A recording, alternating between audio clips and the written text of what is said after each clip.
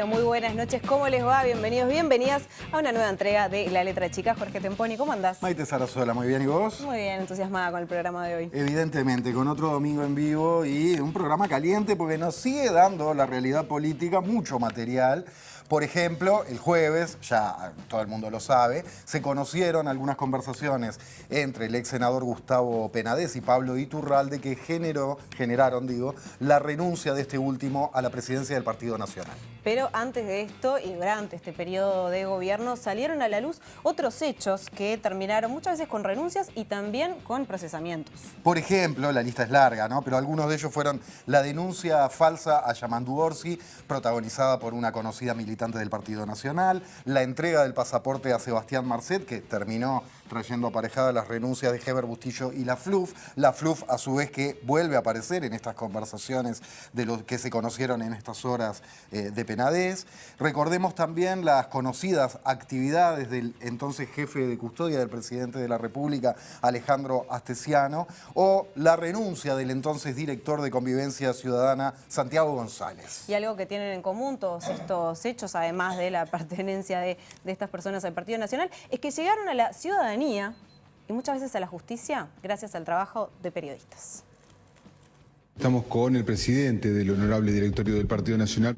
Es un paso importante y positivo que la Fiscalía haya decidido actuar de oficio. Esta es una gran HDP. Fue la que pidió el allanamiento Azul por tema violación y está con tema Océano. Le tiré a matar hoy y se cagó. ¿Entendió el mensaje? Si hay algo que no hubo en este caso, es presión sobre los fiscales. Le tiré a matar hoy y se cagó. Eso va a permitir actuar con celeridad. Hay causas que van a 180 kilómetros por hora. Es necesario la fijación de criterios objetivos para asignar los turnos de la Fiscalía.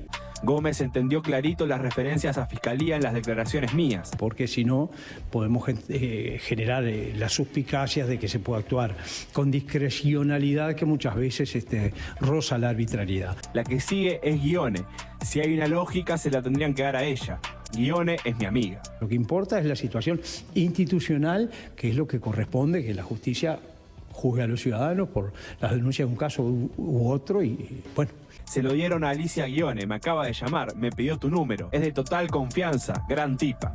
Porque en este caso hemos encontrado una fiscal seria que no ha dejado trascender las cosas. Con Alicia la tienen porque no procesó un impresentable contador de Carlos Moreira, archivó la causa de Cacho de las donaciones de las inundaciones, lo de patentes de Cacho, y la semana pasada archivó lo de la violación en la fiesta de la LUC en lo de Del Pino. Siempre crack, y en lo de la fiesta, una monstrua. Respeto a la justicia, respeto a las garantías hacia los imputados. Tendremos que escuchar lo que resuelva la justicia, a la que siempre hemos respetado. Es un gran cagón y sabe bien que Alicia es nuestra. Yo creo en la institucionalidad. Hay que presionarlo, hay que empujarlo, que se caga y se va. No nos sorprende porque ya estamos acostumbrados a lo que se ha venido haciendo los últimos años en Fiscalía. Si hay algo que no hubo en este caso... La Fiscalía está actuando muy mal, creo que no tenemos criterios objetivos, a mí no me da confianza. Es presión sobre los fiscales. A esta altura es claro que nosotros no confiamos en la forma que está actuando Fiscalía. Abrogarse la posibilidad de la justicia es muy complejo. La justicia como tal solo puede ser asegurada con instituciones fuertes, con separación de poderes y con respeto a los derechos humanos. Bien, y en esta primera parte del programa recibimos a Óscar Botinelli, politólogo y presidente de Factum. Óscar, buenas noches, ¿cómo estás? Buenas noches, ¿qué tal? Bien, veíamos en el tape un pequeño resumen de lo que fue este hecho, que fue el más relevante de la semana, algunas palabras que escuchábamos: justicia, respeto, institucionalidad, fiscalía, presiones. ¿Qué primera lectura haces de esto que terminó por el momento con la renuncia de Iturralde de directorio? Bueno, acá yo creo que hay muchos temas. Uno, el cambio del proceso penal generó que nosotros pasábamos de un sistema judicial, penal, que podemos llamar de tipo francés, donde los que investigaban eran magistrados que actuaban con cierto silencio, a un manejo muy espectacular, digamos, del manejo de la Fiscalía, sobre todo cuando los temas tienen que ver con cosas de gobierno, políticas, ya sea del presente o del pasado, o yo sea relacionadas a temas de tipo sexual, digamos. Entonces, ahí hay un tema. Hay otro tema que viene planteándose la duda, cómo es el tema de la protección constitucional del secreto de la Constitución, habla, término viejo, los papeles, los particulares, y el que un celular se revise para atrás, ¿no? Cuando el juez puede autorizar una indagatoria, pues siempre es de ahí en adelante. Pero no está mal que algún día se aclare cuáles son las reglas de juego para que lo conozcan todos los ciudadanos, ¿no? Para bien y para mal, lo que aparezca. Ese es un tema, el del sistema judicial, que da la impresión que por el lado de fiscalías está bastante golpeado, ¿no? Sobre todo cuando hemos visto que fiscales hacen muchas declaraciones, a veces demasiadas, generan titulares, polemizan con actores políticos, y muchos que después renuncian y aparecen en la actividad política, inmediatamente a renunciar, y a veces habiendo intervenido en casos bastante ligados a las personas que después van a apoyar políticamente. Por ejemplo, Fossati. Bueno, son varios, ¿no? Pero además de decir, ay, me encantó el presidente de la República, bueno, es un gusto muy respetable, pero que eso tenga que ver con la persona que lo va a interrogar es un poco complicado, ¿no? Ese es un tema. El otro tema es, yo diría, la sucesión de hechos que se van acumulando en un gobierno, y sobre todo vamos a concentrar los hechos que vinculan al presidente y a su partido. Son muchos, ¿no? De distinta naturaleza. El de Penades como tal, en realidad es un hecho privado de un político. Lo de Marcet o lo de Astesiano son hechos que tienen que ver con la gestión directa de gobierno, porque uno es un pasaporte que otorga entre el Ministerio del Interior y el Ministerio de Relaciones Exteriores. Hay una intervención por ahí en respecto a un documento de la propia Presidencia de la República a través de su asesor.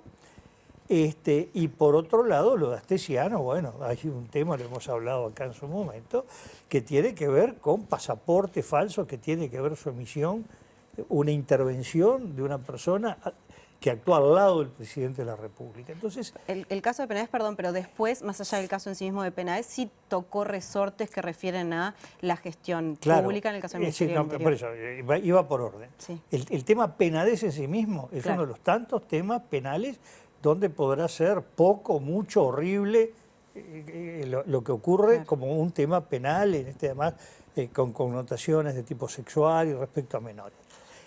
Lo que pasa es que luego aparece un nuevo tema, perdón, que es el más reciente. Más reciente lo digo solo por esto, que ya empezó hace un tiempo. Es la aparición de actos que se realizan al interior de oficinas o responsabilidad de gobierno que pueden generar interferencias en el manejo judicial del tema, ¿no? Que pueden, o que pueden distorsionar investigaciones, o pueden incidir en investigaciones, o pueden significar presiones o incidencias sobre la acción del sistema judicial, claramente sobre la Fiscalía y el Ministerio Público. Entonces, lo que estamos viendo es algo que afecta claramente el tema judicial, que es una de las grandes cartas que tiene el Uruguay para exhibir normalmente un país de una justicia intachable, independiente.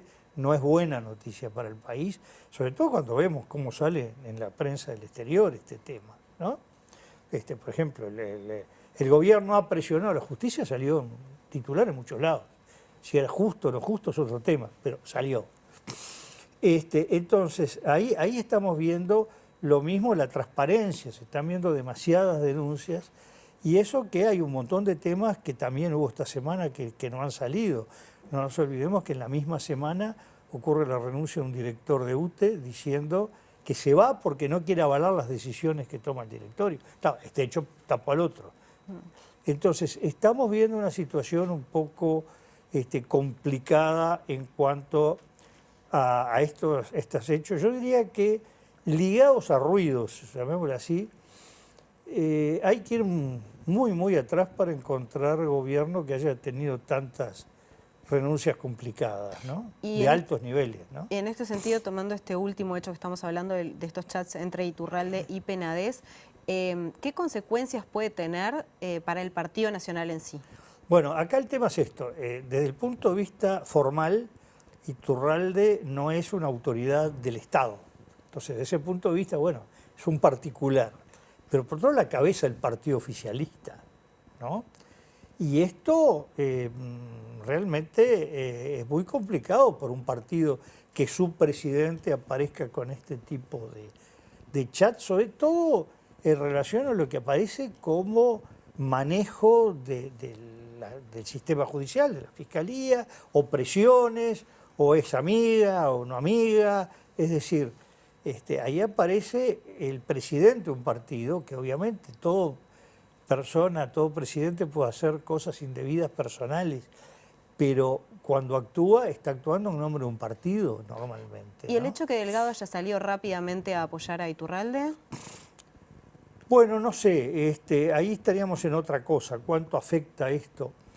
Yo lo que creo es, más que creo, lo que uno ve con los datos, es que el Partido Nacional como partido, que más o menos, aquí puede haber diferencias entre las distintas encuestas, pero groseramente se puede afirmar, no ha perdido votos en relación a 2019, ¿no? Otra cosa, si pierde la coalición más votos, menos votos, no los pierde, pero en general se está viendo que las pérdidas pueden tener que ver con los aliados, no con el Partido Nacional. Y lo otro es que tampoco se ve que esté reflejado en una afectación de candidaturas o del propio presidente. Ahí es un tema que hay que analizar mucho, ¿por qué? ¿No? Porque realmente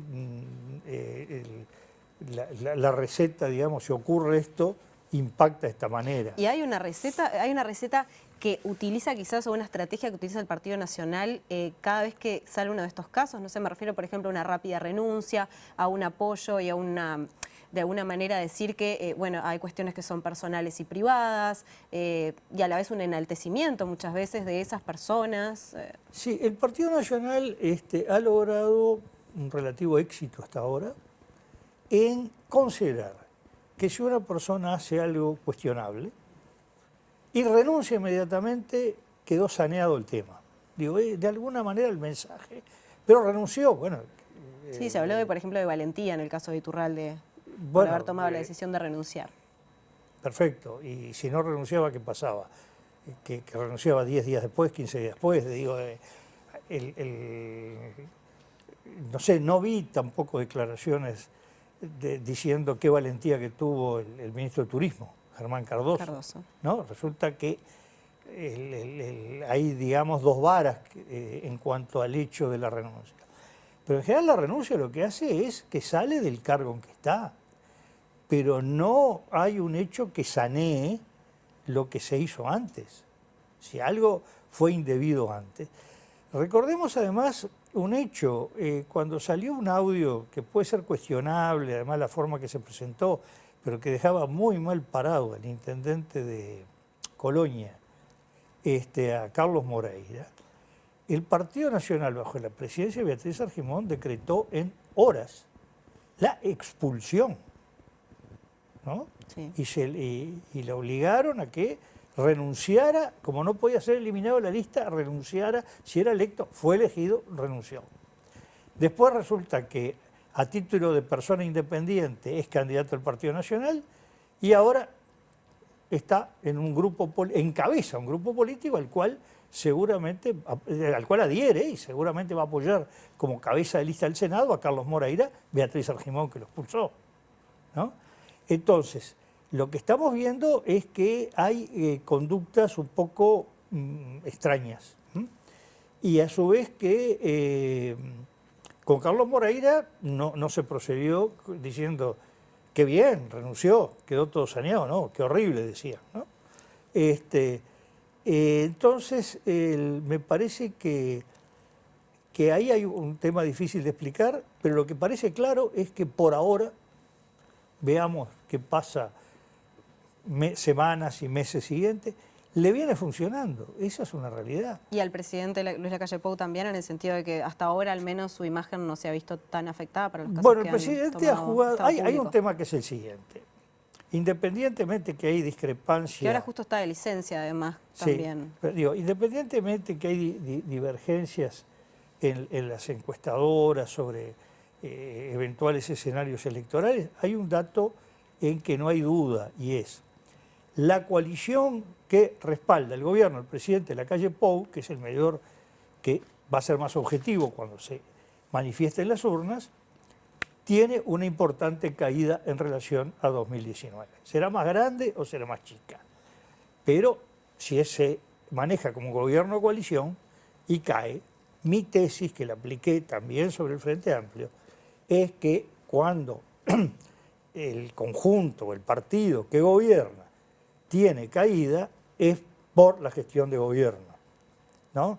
El decir lo que fue por la campaña electoral o por el candidato minimiza la realidad. La gente vota por gobierno. Y lo que es claro, que independientemente del resultado que haya en octubre, va a ser notorio que la coalición como tal, es decir, la evaluación de la gestión del gobierno en las urnas, va a determinar una caída. Esto no hay nadie que esté dudando de eso. Entonces, de alguna manera, no digo que fuese por estos episodios, yo que sé, será por, pues uno será por el atraso cambiario, otro por A, por B, pero siempre el resumen es de muchas cosas, donde cada uno pone algo distinto. Pero parecería que ahí hay más afectación de la que se ve en el mero indicador de apruebo o desaprueba, simpatizo o no simpatizo, ¿no? Y pensando sí en quienes aprueban o desaprueban, ¿qué rol podrían cumplir los medios a la hora de, bueno, sí, hablar de estos temas o de dar una noticia o de construir una imagen o no? Bueno, ayudan bastante. Ayudan a favor o ayudan en contra, ¿no? Siempre los dominios comunicacionales impactan, sobre todo cuando están muy bien manejados, cuando hay estrategia, que realmente en ese sentido es un gobierno muy eficiente en el manejo de las imágenes. Empezó en la pandemia, lo que se llama construcción de una imagen, construcción de una personalidad. Ha sido un gobierno muy eficiente desde el punto de vista técnico, pero hay una cosa que no hay marketing que pueda revertir cuando los hechos golpean. Y en general los medios influyen, pero hasta el momento en que la gente, la realidad lo golpea. Obviamente esto no lo golpea inmediatamente a la persona, no es que en este momento cerraron 63 fábricas el mismo día, ¿no? Entonces ya el impacto va sobre cada uno de los hogares. Que la justicia no quede afectado es un tema más abstracto, más de largo plazo, más que ven las élites informadas. Eso es realidad. Pero no es tan fácil que un gobierno pueda superar solo a marketing o a buena comunicación una sucesión de episodios de este tipo. Sobre todo, bueno, no sabemos qué va a pasar con algunas causas judiciales abiertas, porque realmente el presidente dice que hay causas que se enlentecen y otras son más rápidas. Eso es verdad, debe tener su explicación. Y eso debe explicar por qué cuando todos esperábamos, sin saber del tema, que en febrero se iba a reactivar todos los interrogatorios pendientes sobre el tema Marcet, todavía no se han producido. Se ha producido en relación a Astesiano, pero no en relación a los renunciantes, ¿no? Y sobre todo cuando una acusación, además de destrucción de documentos. Entonces, ahí hay que ver, en algún momento se supone que esto se moverá. ¿Y es correcto que un presidente haga este tipo de declaraciones y observaciones en relación a la justicia, o que diga, por ejemplo, como dijo en el caso de estos chats entre Iturralde y Penades, que claramente no hubo presiones? Bueno, digamos, el presidente tiene una visión de su rol que lo llevó a tener una intervención muy activa en la campaña electoral de la LUC, por ejemplo. Y si bien es verdad que todavía no hay convocado ningún plebiscito sobre seguridad social, sí sobre allanamientos nocturnos. Esto hay que esperar que esté en la firma, no importa, se sabe que va a haber. No, no hay formalmente. Pero él está actuando activamente y dijo que va a actuar. Entonces, creo que hay una concepción que es, bueno, juego en el borde de la raya, puedo entrar, salir de él, y no hay VAR con B corta, Claro. que esté controlando si estoy dentro o fuera de la raya, ¿no? Eso es una cosa que la hemos visto todos estos años, y sobre todo eso que si alguien dice lo mismo del otro lado, está presionando a la justicia. Bueno, se presiona o no se presiona, ¿no? No importa quién lo haga. Ahí yo creo que él tiene una concepción, primero le hemos hablado muchas veces, muy presidencialista, pero además de un concepto presidencial que ya va, digo, no es el norteamericano, esto ya excede, ¿no? De que el presidente casi no tiene límites a lo que puede, a su poder, ¿no? Y además que él puede dar opiniones sobre todo, más allá de lo que es su propia función, ¿no? E incluso en un tema estrictamente partidario. Un presidente que no debe, está bien, no tiene prohibido totalmente actividad política, tiene prohibido propaganda electoral, pero en pronunciarse sobre lo que pasa con el directorio del partido, aunque sea el que él pertenece, no es normalmente la función de un presidente, ¿no? Oscar Botinelli, muchísimas gracias. No, por favor. Bien, quédense que ya seguimos con más Letra Chica. Eduardo Preve, Ana Laura Pérez y el panel se viene en el próximo bloque.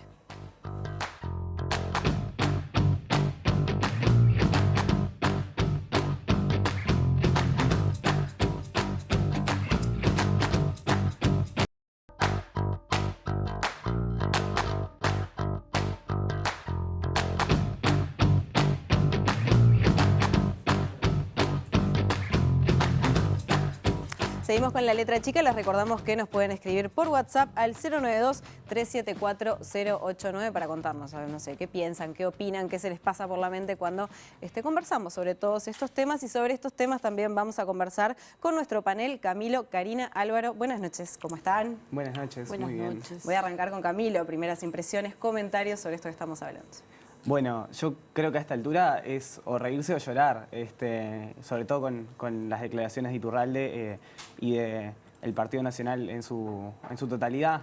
Una mirada para el costado olímpica que las se condice... Las declaraciones post sí. Estado público que tomaron estas tal cual. conversaciones. Que se condicen con, bueno, una actitud que fue lo que venimos presenciando desde que asumieron el gobierno de turno, en la que, bueno, parece que todos lo topamos con renuncias, pero el Partido Nacional como actor político no sufre ningún tipo de consecuencias. Es que, bueno, es más, sin ir más lejos, incluso actuales ministros han llegado a defender las posturas que tomó Iturralde y los mensajes que les mandó Penades, alegando que en tanto la fiscal actuó como debería haber actuado, parece que podemos tratar de presionar todo lo que queremos, ¿no? Mientras el resultado sea el esperado, el justo, podemos salir a presionar fiscales y no pasa absolutamente nada. Y bueno, eso entre otros temas que también tenemos que tratar, que creo que también se condicen con las posturas que ha tomado la coalición multicolor desde que asumió el gobierno, como por ejemplo la ley de medios, que creo que también es un caso más en una línea de favores que le han hecho al capital financiero, a las grandes cadenas que compran medios de comunicación.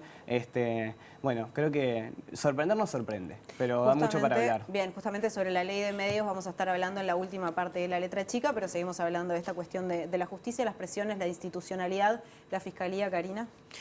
Bueno, me parece que la fiscalía es el punto al que está en el ojo de la tormenta, ¿no? Las prácticas no me sorprende. Lo que sí, lo que no contaban, que en algún momento iban a perder la impunidad. Son prácticas que siempre han tenido y realmente no sé cuánto tiempo más la sociedad uruguaya va a quedar tan impávida ante todo este tipo de cosas. La sociedad civil juega un rol importante porque el gobierno está cumpliendo todo lo que dijo que iba a hacer. Entonces ¿En qué digo, sentido?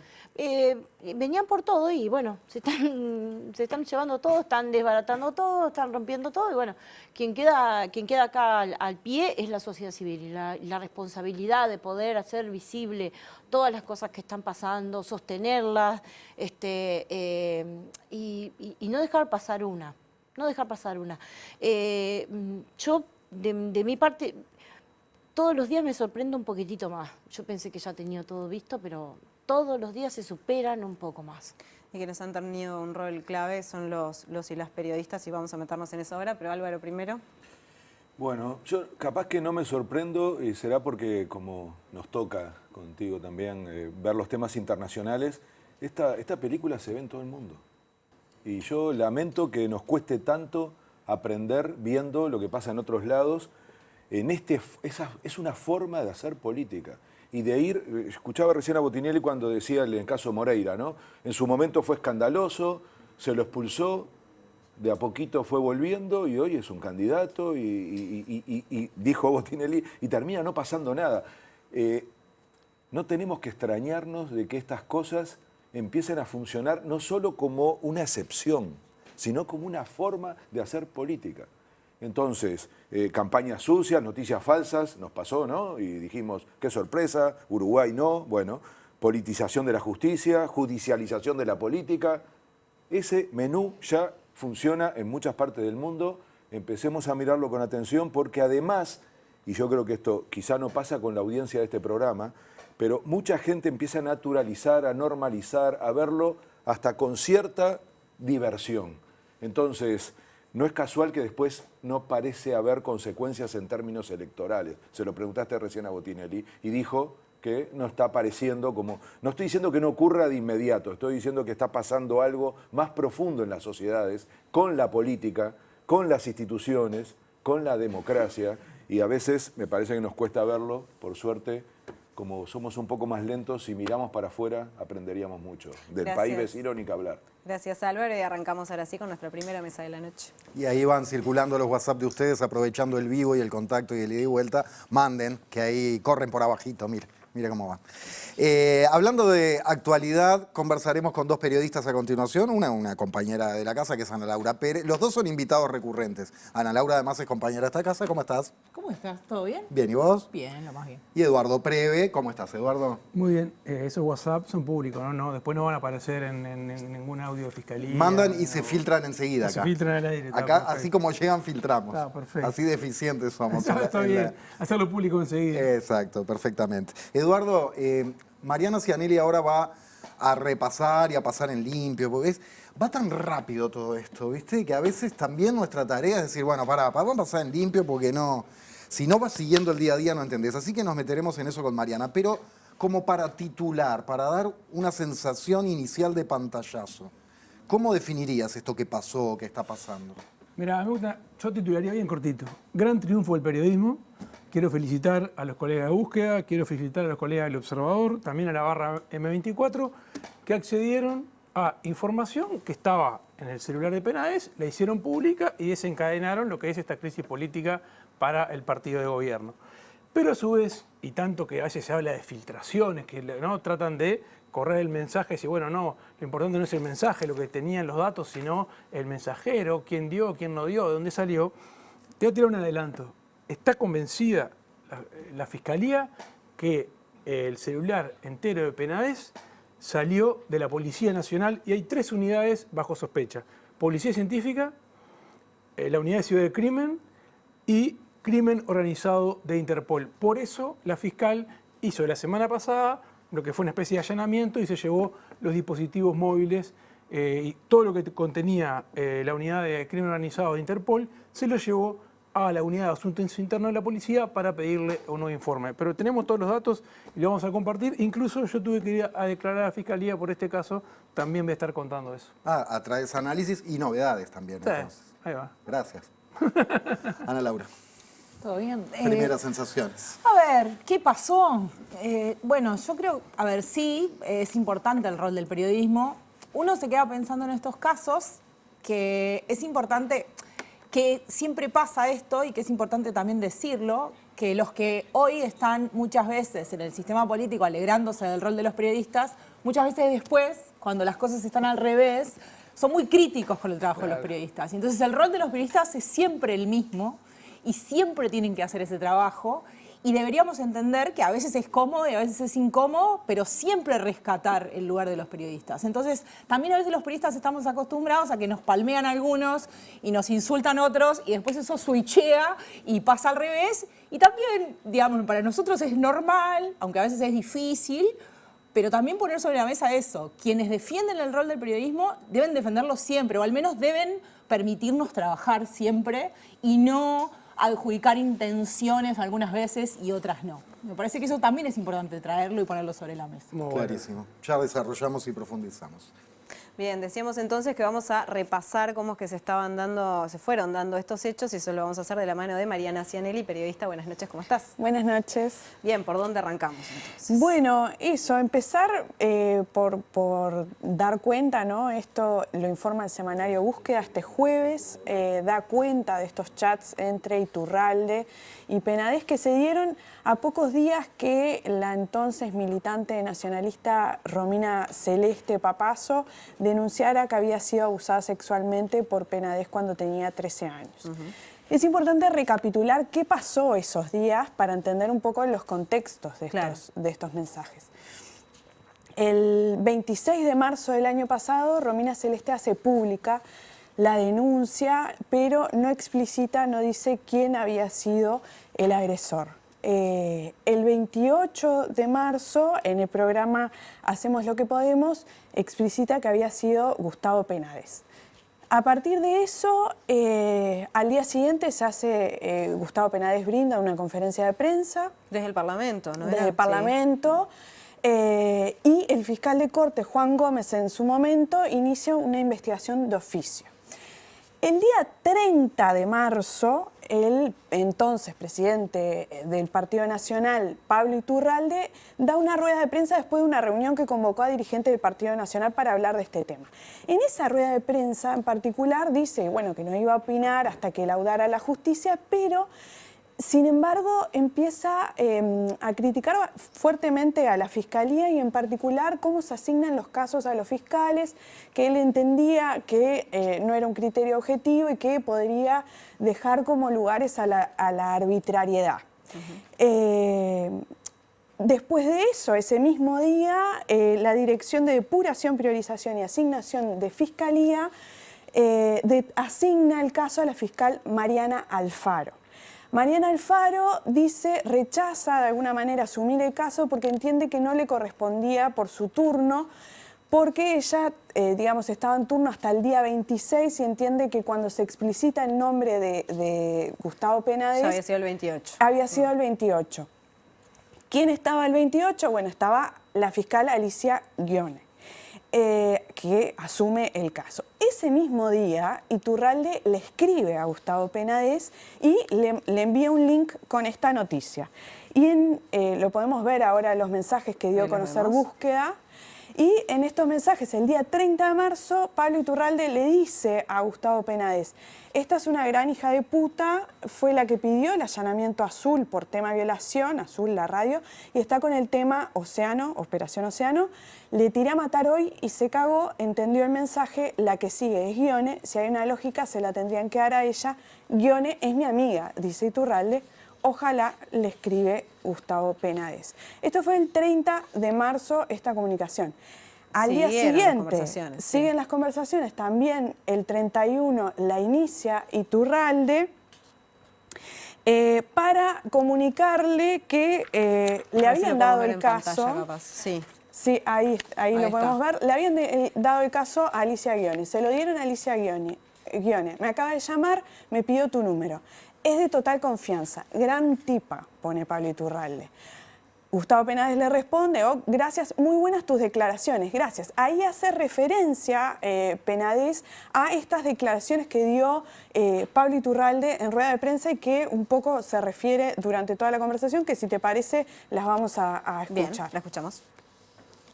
Fiscalía, que tomó el tema de oficio, nos parece positivo que Fiscalía se encargue sí nos preocupa una cosa no de ahora, sino de hace mucho tiempo, hace ya más de un año, hace varios años, que es el sistema de elección de los fiscales, que no hay un criterio objetivo para elegirlos.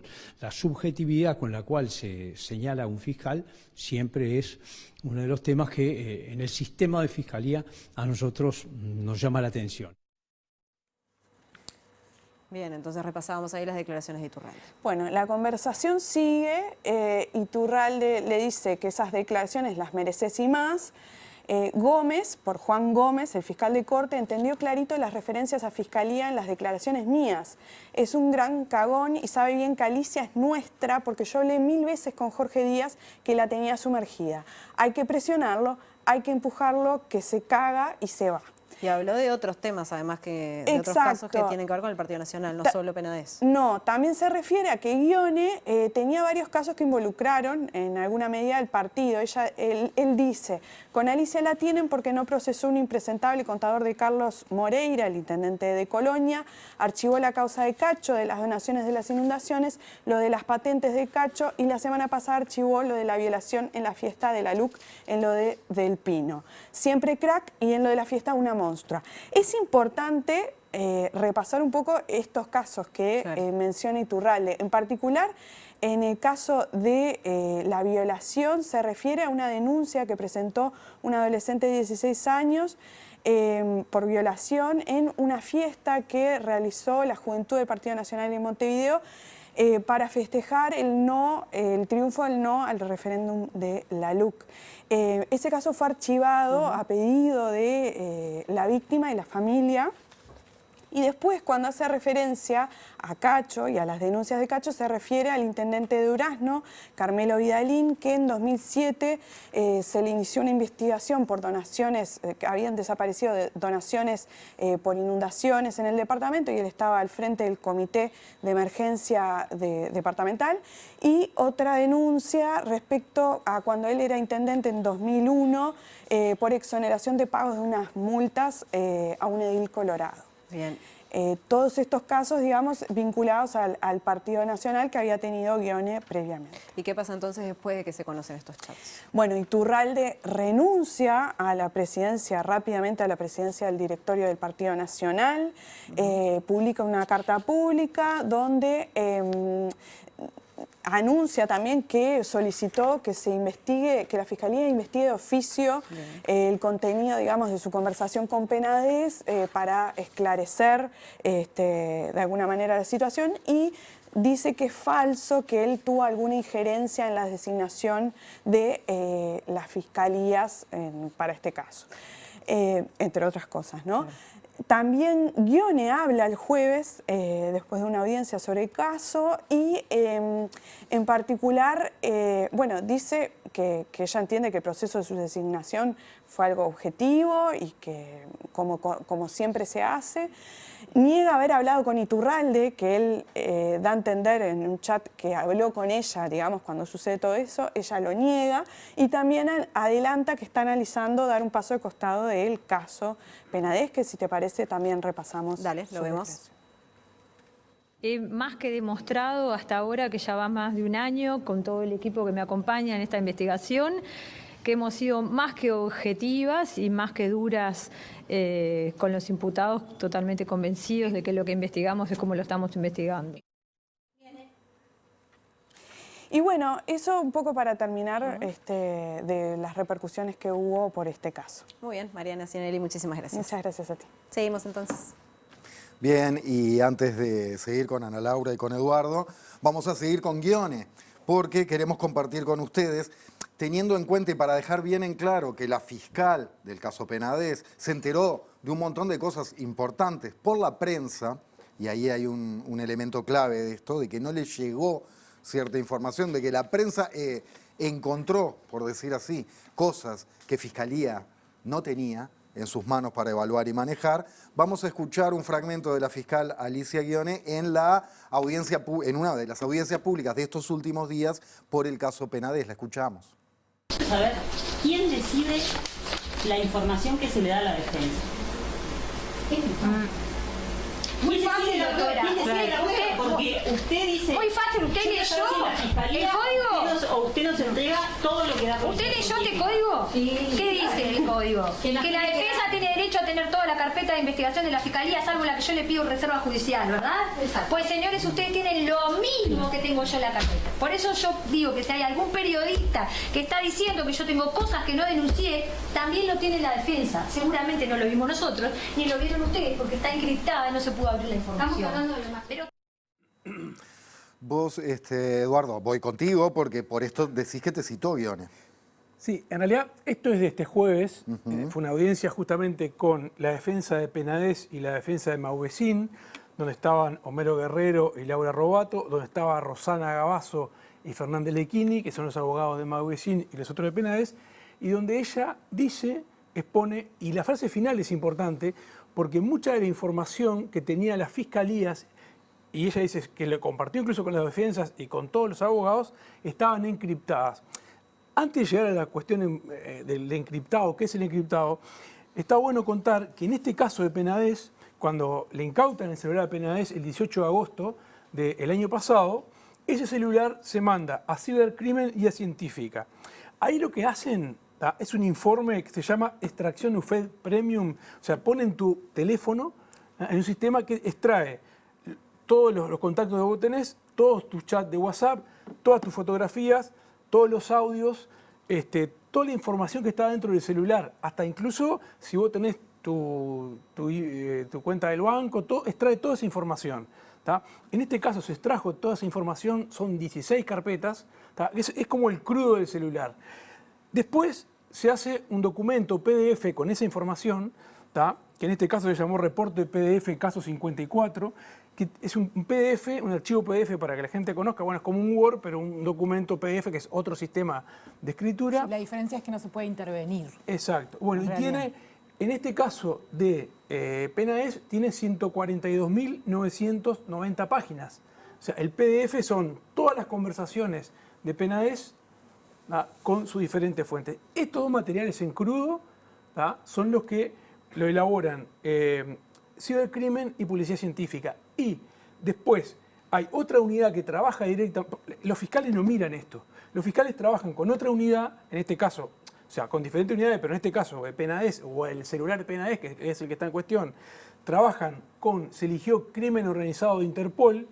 Y Crimen Organizado lo que sí le hace a la fiscal, o al equipo fiscal, porque el equipo de Alicia Guiones está compuesto por 4 fiscales, ella más 3 fiscales que son asistentes y ayudantes o ascriptas, y que le ayudan en el análisis de la información en base a lo que le informa Interpol. O sea, Interpol le dice, mira... Claro, le sacan lo importante, es imposible que alguien... Le saca lo importante... Sí, no es solo lo importante, hay tema de garantizar los derechos de gente que puede estar hablando y como no está en una causa y no tiene nada que ver con eso, su privacidad sigue siendo su derecho. O sea, es muy delicado ese proceso. Exacto, bastante delicado. Incluso la fiscal, este jueves pasado, lo dice, porque en un momento querían las defensas de Mauvecín y de Penades, querían acceder al celular de Mastropierro porque Mastropierro en otro momento fue procesado por un tema de cheques y en realidad Mastropierro en esta causa de Penades es víctima. Entonces, no se puede. No se puede, es una víctima. ¿Cómo vas a acceder al celular de una víctima? No se puede, porque por más que pueda ser una persona que haya cometido otros ilícitos, pero en este caso es víctima. ¿no? Entonces, ellas explicaban diciendo que no se podía acceder a ese celular. Pero, o sea, para que quede claro, hay 2 materiales en crudo, que en este caso tienen 16 carpetas, que está absolutamente todo lo que te puedas imaginar, y los informes que le llegaron a la fiscal. ¿Y por qué la cuestión que yo nombraba hoy, estas 3 unidades policiales?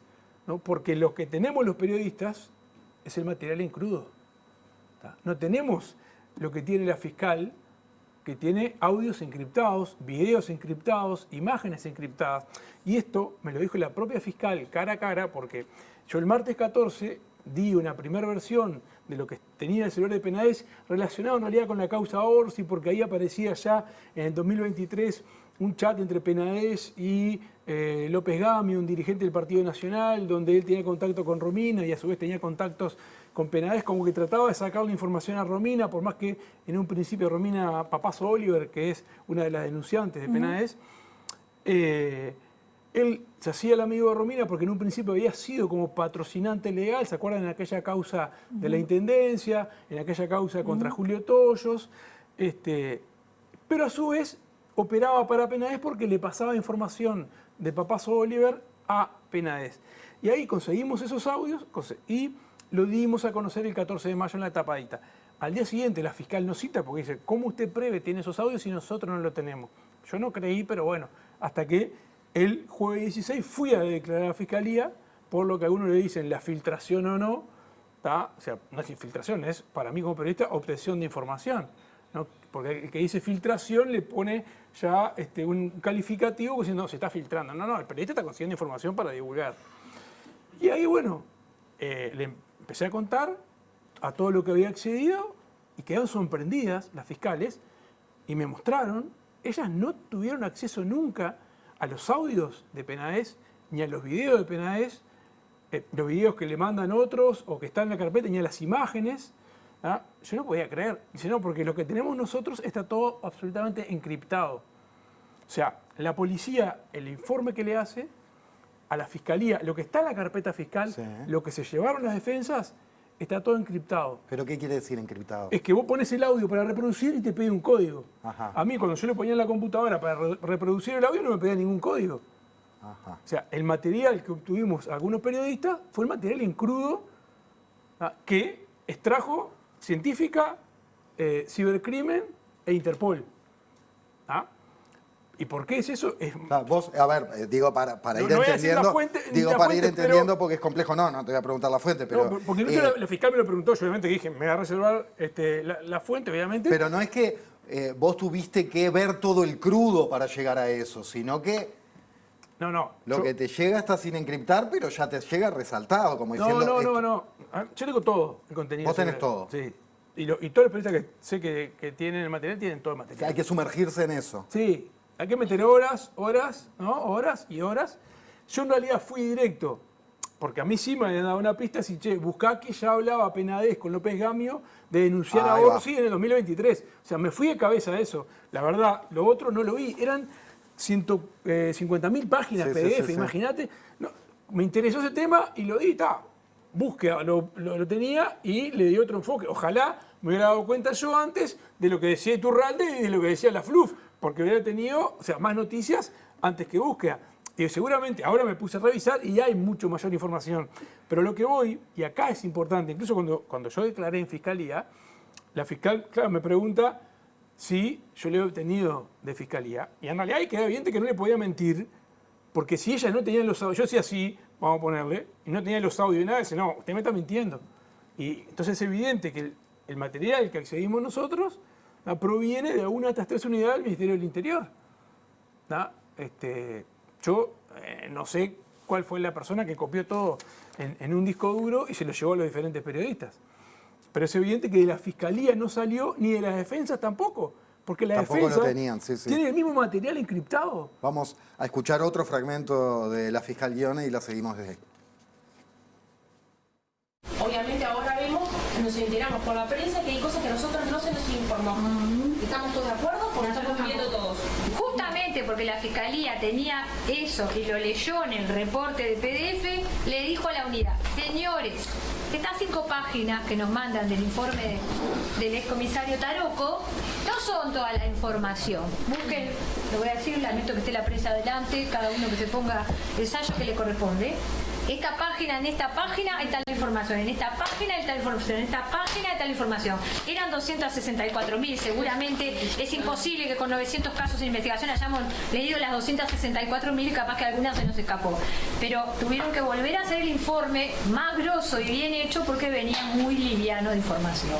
Entonces, por eso entendemos, por no es que por la Fiscalía, como se dijo por ahí en algunas cosas, está rogando condiciones que no tiene. La Fiscalía es la representante del Estado, es la que tiene la obligación legal y objetiva en el proceso y tiene la obligación de revisar que lo que la policía me está trayendo cumple con lo que yo estoy investigando, porque si no dejo que la policía en el informe, no en el reporte de extracción, que no se puede, pero en el informe que está trayendo me diga que decía tal cosa y no la dice. No sé si se entiende.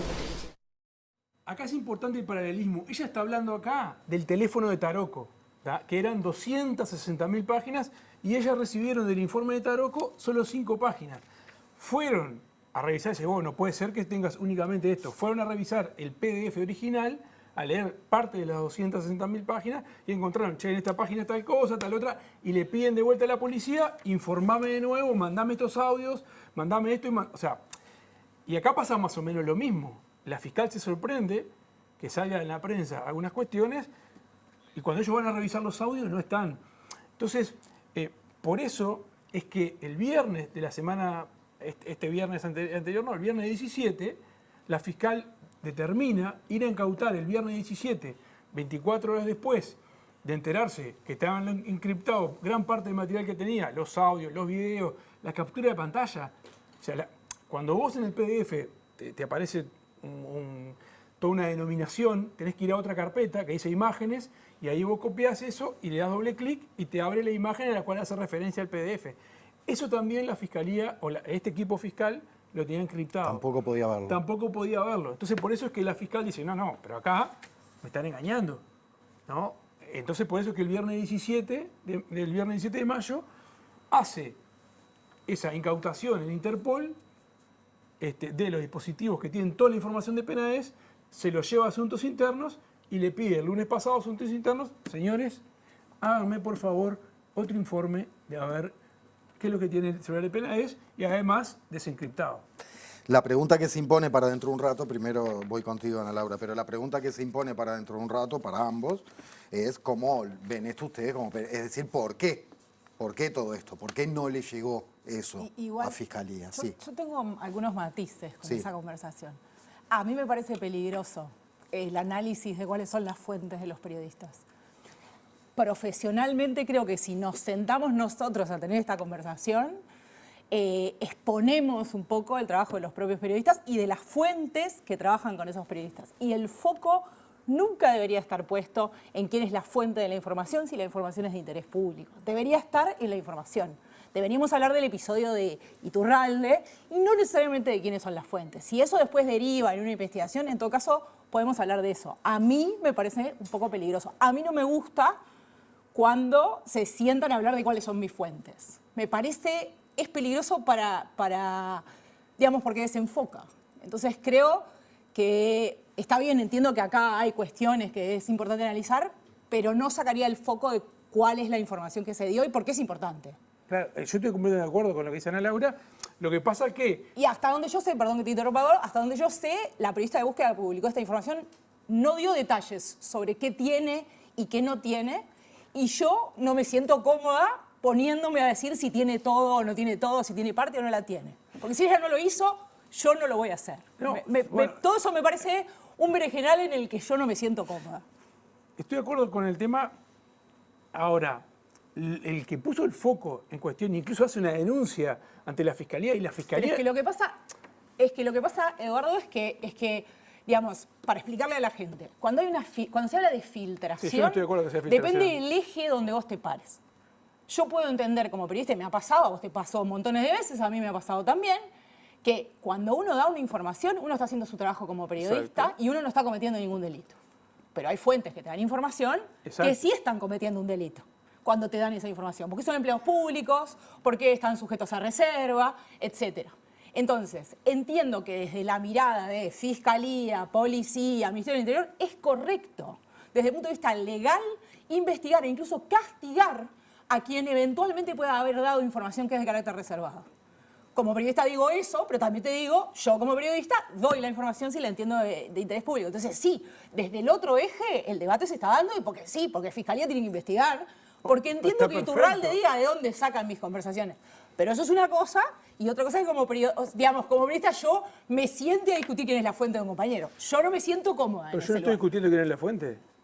No, está bien. Lo que te digo es, esa es una discusión rara. No, yo no estoy discutiendo quién es la fuente, lo que digo es, incluso me parece que se está poniendo foco justamente en la fuente cuando el foco tiene que ser el contenido de las cuestiones, de la gravedad de lo que está en ese celular. Pero perdóname, pero el hecho de que a Fiscalía le falte material tampoco te parece... Sí, no. Eso sí, hasta ahí sí. Igual la discusión de que le falte material... Sí, claro, sin duda. Porque es rarísimo. Pero también la cuestión acá es de nuevo. Hay o una inoperancia muy grave o una No, pero de nuevo la discusión es de nuevo. Sí. Hay cosas que desde el punto de vista periodístico nos pueden parecer relevantes y lo son. Sí. Y son de interés público y hay que hacerlas públicas. Quiero ser muy clara en eso. Esto, por ejemplo. Sí. ¿Tá? Y esto tiene que ver con el caso. Pero pongamos un ejemplo. Pongamos que en el curso de una investigación como esta tú encontrás que Penades tenía conversaciones con X persona sobre X delito que nada tiene que ver con esta causa. Si Eduardo lo encuentra, obvio que lo va a publicar. Y obvio que está bien que lo publique, porque obvio que es noticia. Ahora, ¿la fiscal de este caso tiene que ver esos mensajes? Y no, probablemente no. Entonces, también ahí me parece que hay que hacer esos matices de...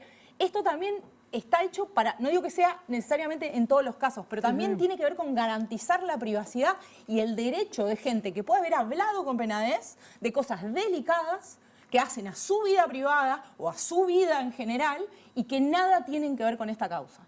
Es complejo cuando vos accedes al teléfono de una persona con el nivel de contactos, poder, llegada, durante décadas como este, ¿no? O sea, está, ahí adentro debe haber cualquier cosa. Sí, claro. Sí, igual hay un tema que también pasó en el celular Astesiano. Y es otro que había de todo ahí adentro. Y llamativamente la atención, únicamente los sistemas que tenemos acá en Uruguay, no sé por qué, he tratado de averiguarlo y nadie me supo explicar, técnicamente recuperan únicamente los últimos 6 meses de las charlas de WhatsApp, de los teléfonos o las... Solo 6 meses. También hay técnicas para evitar que recuperen esas charlas de WhatsApp, ¿no? Pero usar Telegram, por ejemplo, ¿verdad? Que ahora es como un chiste bastante extendido. Signal es mucho más seguro. Telegram, vos recordá que a Moro, por ejemplo, le hackearon, También, Sergio Moro en Brasil le hackearon el Telegram y por eso saltó todo parte del armado de la causa contra Lula, ¿no?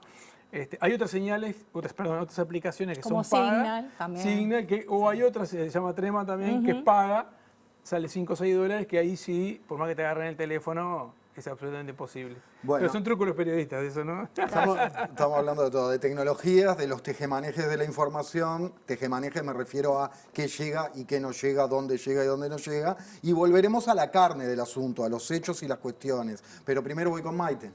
Sí, vamos a sumar entonces la voz de las y los fiscales y para eso salimos de estudio con JP. J, ¿cómo estás?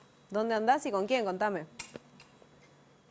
Maite, Jorge, los saludo en la noche de este domingo. Vaya el saludo también para toda la mesa y desde luego para nuestros televidentes. Nosotros nos encontramos apostados en el centro de Montevideo porque vinimos al encuentro de William Rosa, quien preside la Asociación de Magistrados Fiscales del Uruguay, quien también estaba escuchando con atención el debate que se daba entre Eduardo, Ana Laura y también las distintas derivaciones de este caso. Bueno, William, ya le doy las muy buenas noches. Le quiero consultar en primera instancia. Entonces, la policía les negó información, no estaba toda la información arriba de la mesa, o al menos es lo que se desprende de las declaraciones de Schione. Buenas noches.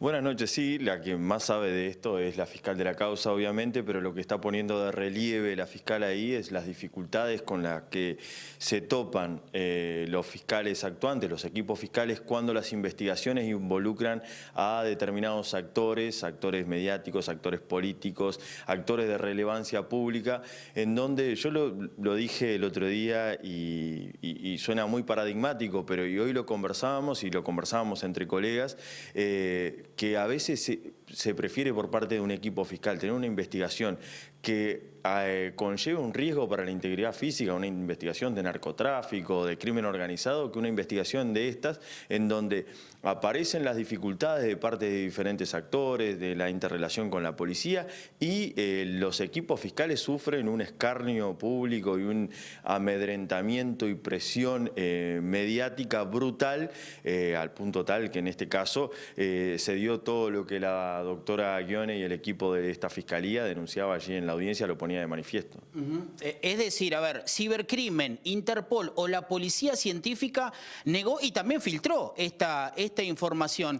Cuéntenos cuál es el proceso, digamos, porque es la policía que tiene que seleccionar, digamos, estos materiales. Ella en su momento dijo que la información había llegado de forma liviana acerca del caso Penades. Bueno, para que la gente lo tenga bien presente, siempre que hay una recopilación de una evidencia que está dentro de un celular, eso pasa por un proceso de extracción que se hace de parte del Ministerio del Interior, de parte de la policía, y depende de la repartición con la que la Fiscalía está trabajando, en donde se va a hacer esa extracción. Eso después ingresa formalmente a una carpeta fiscal si se le entrega a la Fiscalía por el formato que sea o a través del sistema de interconexión que hay entre la policía y la Fiscalía, y ahí la información está en la carpeta fiscal. Antes pasa por ese proceso en poder del Ministerio del Interior. Técnicamente, si un abogado va a decir en dónde estaba la información estaba en poder del Estado, porque tanto la policía como la Fiscalía forman parte del equipo de investigación que el Estado tiene en la persecución penal. Pero hay que definir bien en dónde estaba contenida la información, sobre todo para ver cuándo, para hacerle una trazabilidad, para ver cuándo hay una filtración, y ¿por qué cuando hay una filtración? Porque es un problema terrible que existe en las causas penales, la filtración, y hay que poder deslindar si eso salió de la policía y de la Fiscalía para lograr conjurarlo y que no se siga dando. Creo que eso es fundamental. Para eso la gente tiene que saber bien cómo se obtiene la información y qué decurso lleva dentro de cada una de las instituciones. Allí también en los chats, por ejemplo, aparecían varias investigaciones. Se me viene a la cabeza lo de Gualberto Ercoli, quien trabajaba en Hacienda de la Intendencia de Colonia, quien era amigo del intendente, que aparecía, digamos, que esa causa parece encajonada hoy en día. También lo de la violación a la fiesta del Partido Nacional. ¿Qué se va a hacer con esto? ¿Va a seguir todo como está archivado o se puede volver a investigar en algún momento? Porque esto aparece también en el chat allí entre el expresidente del directorio del Partido Nacional y Penades. Hay que decir dos cosas clarísimas en que la gente lo tiene que tener muy presente. Una cosa es la impresión que alguien tiene respecto a una investigación o el alarde que hace de eso, y otra cosa es la realidad. Las causas penales por infinitas cuestiones se pueden archivar o imputar. Eso no necesariamente tiene que ver con un ardido, una conspiración a favor de archivar o imputar o perjudicar o salvar a alguien. Cuando no existen elementos, un fiscal va a archivar una causa. Cuando existen elementos lo va a imputar. Si lo archiva, esa decisión es denunciable por parte de los denunciantes, o sea, es recurrible por parte de los denunciantes, que van ante un juez y piden que otro fiscal revise la causa. La imputación pasa lo mismo, hay un juez de garantía, hay una defensa. Entonces, creer que un fiscal o una fiscal de motus propio puede tener el poder de tapar toda una cuestión y lograr que alguien se salga con la suya cuando comete un delito es por lo menos bastante fantasioso. Lo que sucede en la realidad es que las investigaciones a veces no tienen el resultado que quieren los denunciantes o las víctimas y que no quiere la Fiscalía. O sea, lo que quiere la Fiscalía tal vez es imputar, pero los elementos no dan. O la Fiscalía o un imputado quiere que eso se archive y realmente están dadas todas las pruebas. Usted en esta semana dijo que de 2017 en adelante la Fiscalía recibió embates sistemáticos. ¿A qué embates puntualmente, a qué episodio se refiere? Un increyendo. Esto arrancó con el nuevo código y con una mirada, por ejemplo, del ministro del Interior anterior, de que los problemas de seguridad se daban por una cuestión de lo que sucedía en la Fiscalía. Siguió con la campaña de 2019, en donde habían diferentes partidos políticos, principalmente el partido Cabildo Abierto, en que había un ataque hacia determinado equipo fiscal, el equipo fiscal del doctor Morosoli, que se decía que hacía los mandados, etcétera, y después siguió a partir de 2020 con esto que ha ido en crecimiento y que tiene estos últimos epicentros con personas reconociendo que se utiliza declaraciones mediáticas para presionar a la Fiscalía. Y este último episodio, que yo quiero hacerlo mención, porque el hecho de que el presidente de la República, en donde todos debemos preservar la institucionalidad de organismos como es la Fiscalía, haya dicho que le parece que hay causas que van a una velocidad y otras que van a otra, deslizando que es un problema o adjudicando a un equipo fiscal determinada tal vez intencionalidad en eso, es delicado, es preocupante. A nosotros como Asociación de Fiscales nos preocupa. Creemos que no es el camino que deberían llevar las autoridades para discutir sobre la Fiscalía, sobre todo porque son esas mismas autoridades que cuando tienen que tomar decisiones respecto de la Fiscalía, ya sea proveer de recursos, ya sea designar un fiscal general, las decisiones no aparecen. Entonces, que la crítica pase de lo que es esperable de la crítica a lo que hace la Fiscalía como institución, a deslizar que hay cuestiones que son inapropiadas sin presentarse las evidencias, por esto mismo que yo decía, una cosa es lo que yo quiero de una investigación, lo que puede querer un denunciante de una investigación y la otra cosa es lo que surge, los elementos con los que se cuentan en esa investigación. Son cuestiones delicadas que hay que reflexionar sobre ellas y lo ideal es que las autoridades cesen en esos ataques y dejen a los fiscales trabajar en paz. Le hago la última para redondear en este último minuto. ¿Cree que estas declaraciones del presidente abonan a que se dude sobre los fiscales, sobre el sistema judicial? Y también, ¿qué fue lo que sucedió después de Jorge Díaz, que todavía seguimos esperando el designio de este lugar? A lo primero, sin duda es preocupante por eso. Es preocupante porque es nada más y nada menos que la opinión del primer mandatario, es una opinión absolutamente importantísima, el hecho de que también se sume a esta tendencia que hay de criticar a partir de declaraciones, deslizando determinadas suspicacias sobre el trabajo de la Fiscalía, es algo absolutamente sensible. Y lo otro es el hecho de que una institución, que como pasó después de la salida de Jorge Díaz como fiscal general, no tenga consolidada, constituida una jerarquía a partir de la designación, pone al organismo en un limbo de debilidad, porque se suma a la falta de recursos, porque se suma a estos ataques sistemáticos, un limbo de debilidad que le hace mal a la institucionalidad, porque un organismo que está encargado de la persecución penal no puede ser débil, debe estar fortalecido y es tarea de todos, sobre todo de las autoridades que tienen el poder de decisión respecto de la Fiscalía, de fortalecer una institución así. Muchas gracias. Por favor. Estas fueron las expresiones de William Rosa, quien preside la Asociación de Magistrados Fiscales del Uruguay. Gracias, JP, abrazo. Volvemos contigo en otro punto de la ciudad dentro de un ratito para seguir con otros temas. Pero da la sensación de que, da la clarísima sensación de que el sistema político todo el tiempo está corriendo el foco. No es novedad, ¿no? A veces uno dice, y bueno, la forma de, no digo de justificar porque se llega a puntos bochornosos, verdaderamente, pero de entender, por ejemplo, al precandidato Delgado diciendo valiente. Hoy que... Diciendo valiente. Diciendo valiente el otro día, o diciendo hoy que se está haciendo desde la oposición, se está instalando una campaña de barro, enchastre y humo. ¡Humo! ¡Humo! Yo qué sé, ¿viste? O sea, después más allá, si lo dice uno, otro acá o allá, no. Humo. Es decir, está. Pero es esto de la conversación privada también, que es como una manera de sacar el foco.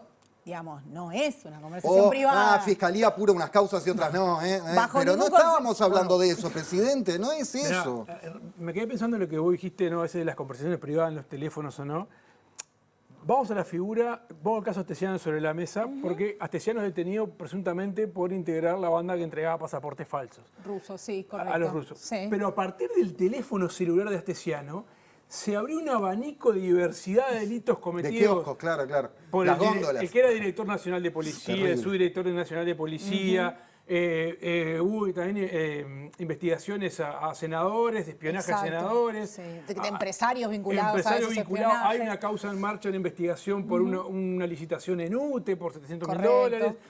Hay 3 investigaciones en marcha también, a partir de Ciudad de Astesiano, en un punto fronterizo, sobre presuntas irregularidades de la Autoridad de Inmigración en ese lugar, de otra persona muy cercana al presidente de la República. O sea, todo a partir del teléfono celular. Entonces vos decís, está bien, son conversaciones privadas, pero... No son conversaciones privadas. En ese caso, eran delitos que cometían, o sea, otras personas que surgen a partir del teléfono de Astesiano. Y lo que voy es, está bien, claro. Claro, es de interés público. Es de interés público, ¿no? Y además, gracias en ese caso también al papel de los periodistas que empezaron a publicar antes que la fiscal leyera todo. Claro, también hay una cuestión que ahí Rosa tenía razón en lo que decía.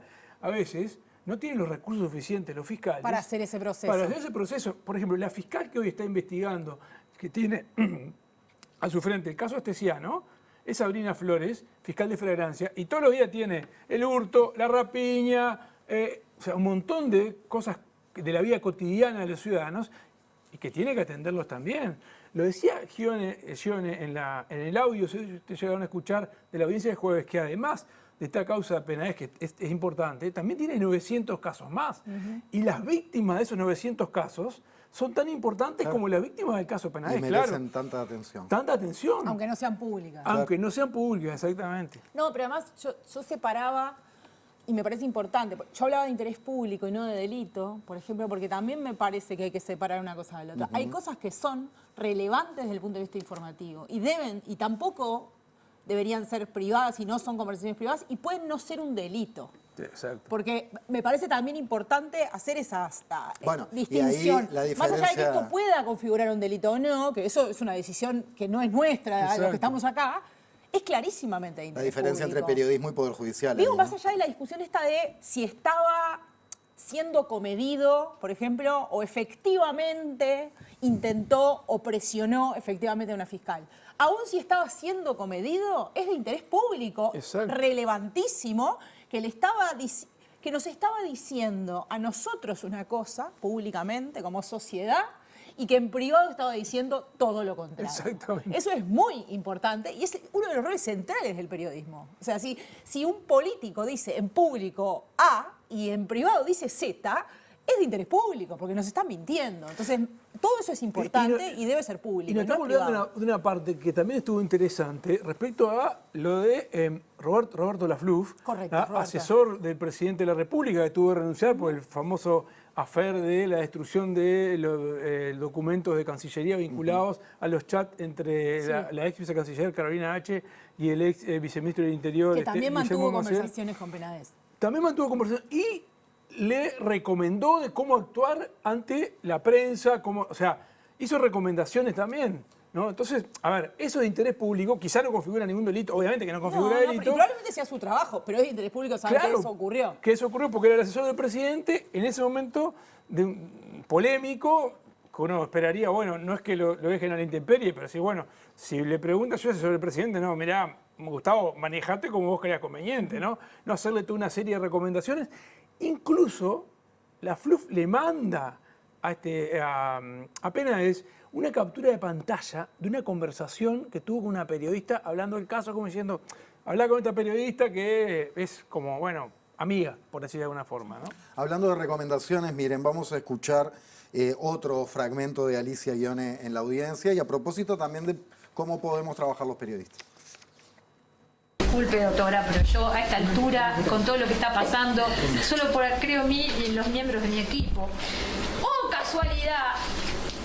El Departamento de Investigaciones se olvida de bajar la interceptación después que la ubican y el periodista Ignacio Álvarez, ¡oh, casualidad!, llama a la señora Paula en un audio que yo no lo voy a traer a esta audiencia, pero que si la doctora pretende traerme y leerme declaraciones, casi introduciendo prueba en esta etapa procesal, yo voy a sacar de mi valijita ese audio para que usted escuche bien cómo tenía que declarar Paula.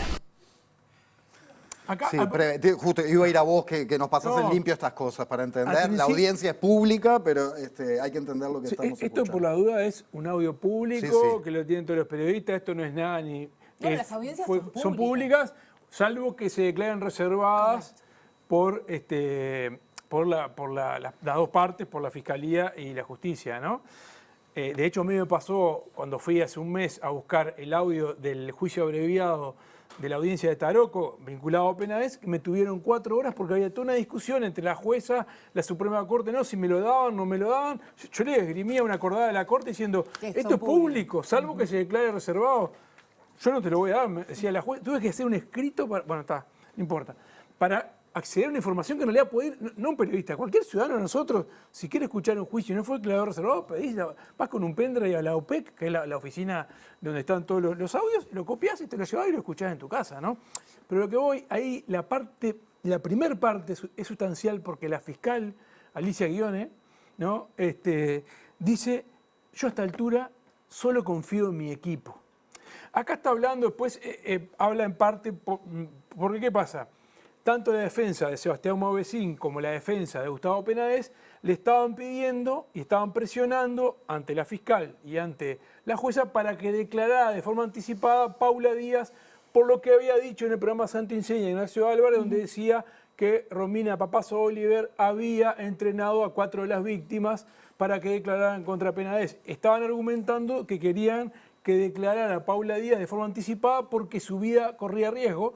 Y ahí la fiscal decía, no, ¿qué riesgo corría? Si en realidad hubo que recurrir hasta personas ausentes para poder ubicarla, a Paula Díaz. Incluso se interceptó su teléfono y quedó, y ahí claro, ahí está, la fiscal debe tener un audio que no conocemos, quedó interceptado el teléfono de Paula Díaz cuando el periodista Ignacio Álvarez la llama para coordinar esa entrevista que le hizo, y ella dice que tiene un audio que aparentemente, según lo que se manifiesta, esa palabra de la fiscal, habrían acordado cómo declararía Paula Díaz en ese programa, ¿no? Eso lo dijo la fiscal el jueves en esta audiencia. Bien, ya volvemos para este rincón del estudio, volvemos con Maite.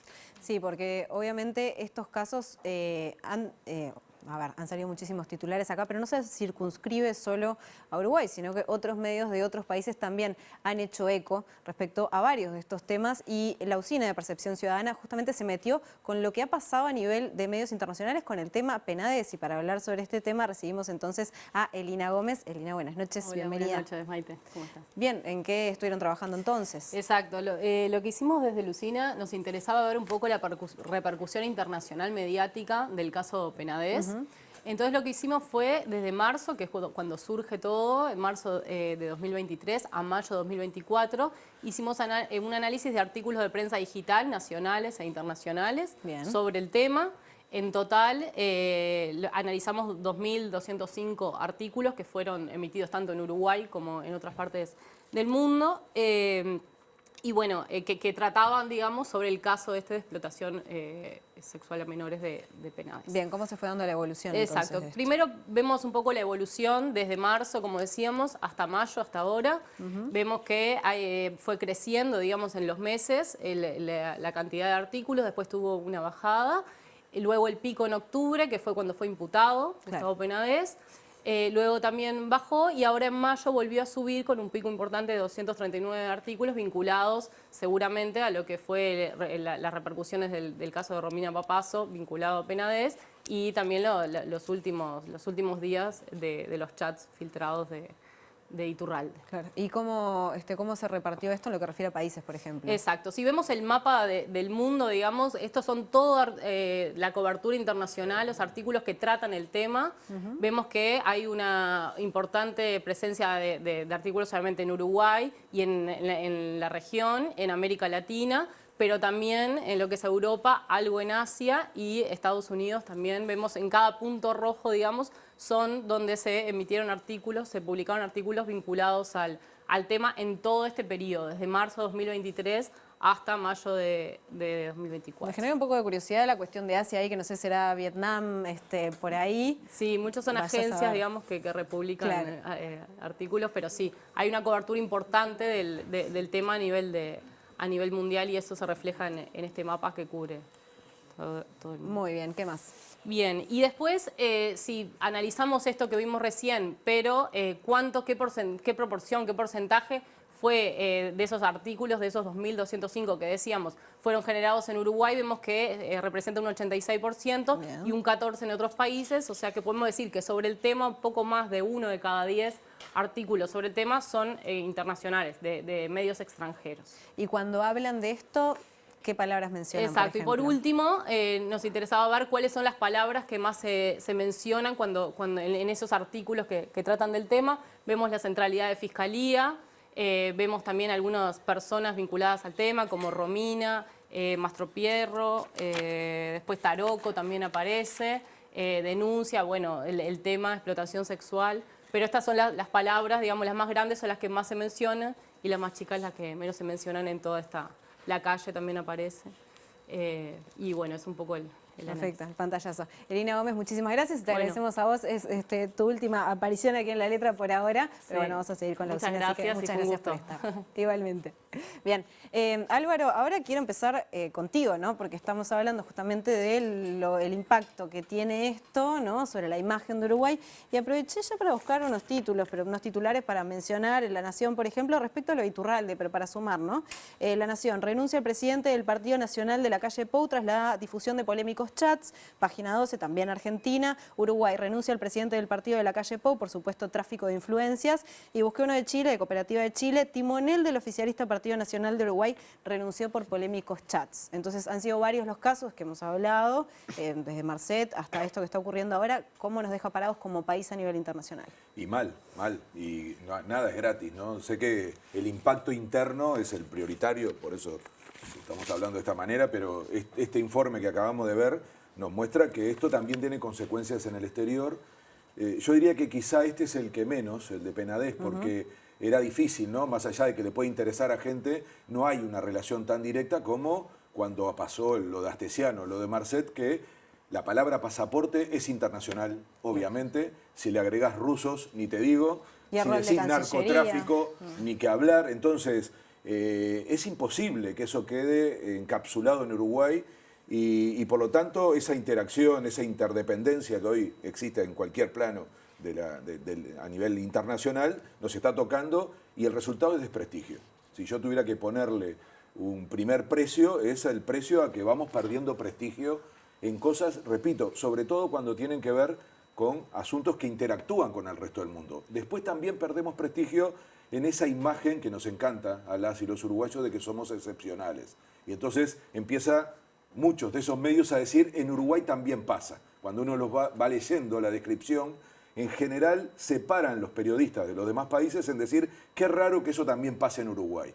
Entonces, pero yo me quedé pensando mucho en lo que dijo Ana Laura, porque me preocupa esto de que a veces discutimos mucho más las formas que los contenidos, ¿no?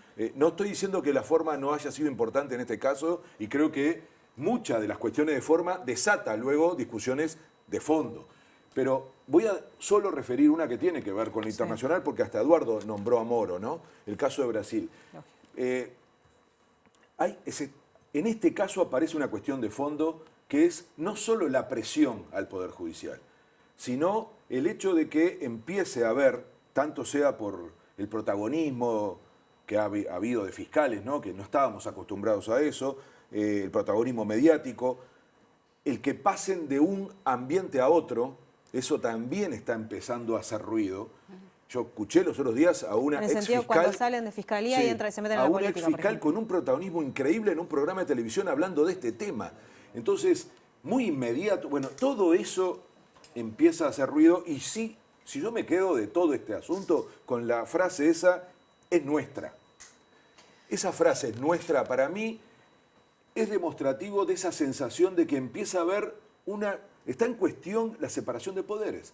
Entonces, yo lo entiendo a Rosas cuando dice no dramaticemos, no busquemos. Ahora, si miramos a Brasil y vemos que una parte de la historia de Brasil se explica con cómo una operación a través de un juez que se llamaba Sergio Moro y que terminó siendo ministro de Justicia. O sea, perdón, no podemos ser inocentes en estas cosas. Entonces, hay que cortar rápido esto. Si está empezando a pasar en Uruguay, quiero creerle a Rosas de que no busquemos comparación, hay que cortar rápido esto, porque el efecto tiene que ver con la confianza de la gente en las instituciones, en la democracia, y eso sí que es grave. Y no es verdad que a todo el mundo le interesa que estas cosas funcionen bien, porque hay una forma de hacer política que hoy recorre el mundo, que la idea es que todos son iguales, todas las instituciones son un desastre, al final es la antipolítica. Y eso hoy recorre el planeta y no en cualquier país. No es América Latina, media impresentable, no. Está en Europa esta lógica. Entonces, cuidado con esto, cortémoslo rápido y yo me quedo con este tipo de temas de fondo de lo que acaba de ocurrir porque me parece que son los más preocupantes. Por supuesto, en el medio hay que preocuparse por la forma, pero creo que nos trae estas cuestiones que creíamos que en Uruguay no pasaban. Karina, ¿querés decir algo? En esto de que lo que decías, en esto de cortar con esto, ¿no? Acá en realidad lo que empiezan a cortar es por el lado más fino que por el lado de los trabajadores. empiezan a penalizar, a querer buscar dónde está la prueba, quién está la fuente, a perseguir. Y me parece que eso también es muy, muy grave. Porque, ¿qué es lo que hace el periodista y el periodista de investigación? Justamente unir cabos sueltos para que la verdad salga, ¿no? Y si empiezan a penalizarlos ahora, esto no va a pasar. Camila. Retomando lo que comentaba Álvaro en cuanto a la credibilidad en las instituciones y bueno, el sistema democrático en su conjunto, yo creo que es importante que por lo menos en algún medio de comunicación quede claro que acá hay un partido político que está hasta las manos metido en este tipo de actitudes ilícitas, porque vale decirlo así. Entonces me interesaría hacer como una especie de recapitulación de las cosas que yo entiendo que son más importantes y que definen la gravedad de esto que sucedió. La fiscal Schione se entera por la prensa de elementos que eran sustantivos para la conducción de una causa y de un proceso judicial. ¿Por qué sucede eso? No sabemos, pero claramente la policía juega un rol fundamental, estas 3 direcciones de la policía que comentaba Eduardo hace un rato, y eso nos trae recuerdos muy recientes de la trama Taroco, investigaciones paralelas a las que realizaba la justicia, que tenían como propósito recabar elementos que pudieran servir para la defensa del ex senador Gustavo Penades, que ahora está condenado por como 22 delitos vinculados a abuso sexual. Renuncia Iturralde, segundo, así como punto que yo entiendo como importante. Renuncia Iturralde en un contexto en el que parece que ahora la renuncia justifica cualquier tipo de actitud dañina para con el sistema político o con cualquier otra persona. Que es algo que el partido de gobierno es como una estrategia que viene aplicando para quedar completamente impune de todas las metidas de pata que dirigentes de este partido en las que están implicados.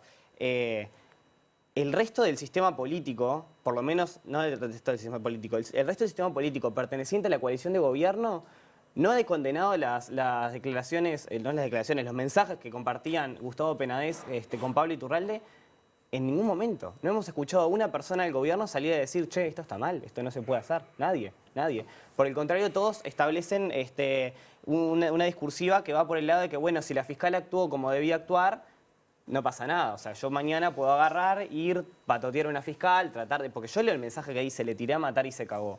¿Y qué conclusiones saco de ese mensaje? Pero nadie dice nada. O sea, yo puedo ir, patotear a un fiscal, hacer lo que sea con tal de interferir en un proceso judicial, pero mientras tanto eso no se concrete, no suceda, está todo bien. Entonces, me parece que hay como una deshonestidad intelectual muy importante de los actores principales del gobierno de turno. Por ejemplo, el del ministro Mieres, que yo comentaba hace un rato, hacía referencia a él, que fue el que tomó la posta en esta línea discursiva y dijo eso, que en tanto la fiscal actuara como correspondía, no pasaba nada. Ahora, yo creo que esta cuestión como de que se pone en tela de duda, no, se cuestiona la separación de poderes. Yo creo que la persona que es responsable de esto, o que por lo menos debería ser el que menos, la última persona en incidir en esto, es el presidente de la República. Y él ha hecho declaraciones comparando distintos procesos judiciales, incluso comparando el rol de distintos fiscales. Entonces, es gravísimo y todos estos actores políticos que han incurrido en estas prácticas pertenecen a un mismo partido político que actualmente está impune en la opinión pública. Y eso no debe ser así. Muchas gracias, Camilo. Solo no les sabía una cosita, que el Comité Ejecutivo Nacional del Partido Colorado emitió un breve comunicado donde lo que decían era expresaron su preocupación y disgusto ante posibles interferencias políticas en cuestiones procesales, así como también la confianza en que la actual fiscal subrogante interina y los magistrados judiciales y fiscales actuarán en todo caso con la independencia y el apego a la ley. Sí, muchas gracias. Para comentar fue lo mismo en Colonia y en algunos otros casos más. Dirimir entre la coalición de gobierno y el partido que lleva la posta en este gobierno de turno. Totalmente. A veces. Bueno, Sánchez renunció, Moreira renunció y volvieron a ser candidatos. Así que digo, como mucho más de lo mismo. No dudes que Pablo Iturralde dentro de un tiempo seguramente encabezando una lista. Y convengamos que esto es solo la punta del iceberg, ¿no, Prevé? Seguimos con la mesa entonces, a ver. Tengo un minutito para cada uno para cerrar. Cierre usted lo suyo, Prevé. Corto. Respecto a una cosa que dijo Álvaro, muy interesante, yo hace tiempo dije, y que me llamaba poderosamente la atención, cómo una ex fiscal que debió investigar al presidente de la República por causas vinculadas a su custodio, se salteó más de 100.000 audios. Al poco tiempo, no investigó al presidente, no sabíamos si había o no había algún delito allí. Al poco tiempo deja la Fiscalía y hoy está militando en el mismo partido que pertenece el presidente de la República. Eso me llama poderosamente la atención. Además, nota al pie, si uno escucha, no sé cómo se llama técnicamente, si interrogatorio que le hizo la fiscal Fossati al presidente de la República. Entrevista, ella le llama entrevista. Si Fossati fuera periodista, diríamos que fue tibia. Imagínense siendo fiscal. Es una opinión que quería dejar al pasar. Pero porque... en contrapartida, ve que haber una lanza por Guiones porque es nuestra, pero Penadedo está en la cárcel, imputado por 22 delitos, ¿no?, de abuso sexual infantil. Y por eso estuvo bueno el cartel que le pusieron a la fiscal cuando el otro día llega a Fiscalía el propio juez Guiones, su equipo le había puesto Alicia es nuestra, o sea, es de Fiscalía de nuestro equipo. Porque acá hay y habrá lamentablemente un manoseo de un nombre Claro, de una fiscal que está en el medio de todo esto, producto de mensajes que dicen cosas sobre ella que uno no sabe si son ciertas. Pero imagínense que no hubiera ella juntado, Fiscalía no hubiera juntado pruebas para procesar a Penades y Penades estuviera libre. Y salta todo esto. ¿Qué va a pensar? Claro, ¿qué es la el ojo de la opinión tormenta? pública, todos. Sí. Eso, nada. Ana Laura. Nada, de nuevo, parte de por qué estamos sentados en esta mesa tiene que ver con eso. Y a veces uno no lo hace porque le da como corte, vergüenza, pero me parece que es realmente importante poner sobre la mesa el rol del periodismo, en que la gente se haya enterado y sepa de muchas de estas cosas, de compañeros y compañeras que hacen un esfuerzo enorme por conseguir información, que no sale gratis, quiero decir, en el sentido, esto que hablábamos, ¿no? Que los agreden, les dicen que trabajan para no sé quién, que es parte del trabajo, pero que también es difícil y afecta hasta la vida personal. Y también me parece importante, y nunca dejo de hacer esto, parece que paso la gorra, pero la voy a pasar, y es, además de hablar de periodismo y la importancia del periodismo, hay que sostenerlo. Y de verdad es importante porque los periodistas y los medios en el Uruguay realmente pasan por situaciones económicas complicadas. Entonces, si uno de verdad cree en el periodismo, lo que tiene que hacer es sostenerlo económicamente, comprarlo, suscribirse, apoyarlo, dar cafecito, lo que sea que queramos, al periodista que queramos, al medio que nos guste. Pero me parece que es realmente importante que además de decir que nos gusta, lo apoyemos para que pueda sobrevivir en el tiempo y seguir haciendo estas cosas. Gracias a ambos, la verdad que Un placer, como siempre. para variar, elevan el nivel. Gracias. Gracias a ustedes por invitarme. Y hablando de periodistas y empresas periodísticas, sobre este proyecto de ley de medios que aprobó el Senado el otro día con algunas modificaciones, hablaremos en el cierre de esta letra chica. No se vayan.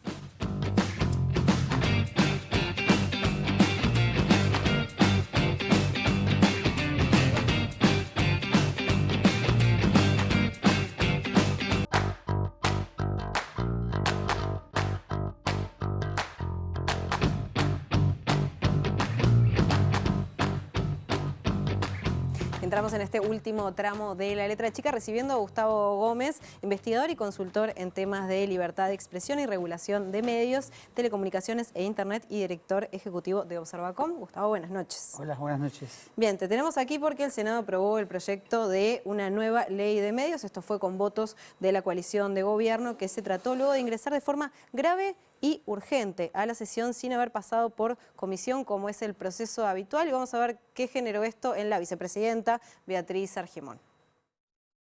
De la urgencia de este tema no se habló en las últimas coordinaciones. A mí no me gusta que se me atribuyan olvidos cuando no los tengo. Cuando se preguntó ayer en la coordinación de bancada si este tema iba a estar hoy aquí, se nos dijo que no. Ya estamos sobre la hora y va a perderse la oportunidad de cambiarla y nosotros queremos cambiarla.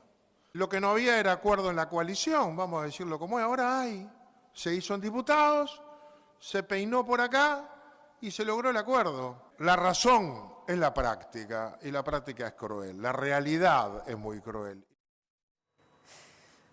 Bien, esta forma que tuvo la coalición de gobierno generó un chisporroteo político importante en el Parlamento, pero bueno, en vez de meternos de una en eso, arranquemos, Gómez, por favor, hablando de por qué un nuevo proyecto de ley de medios.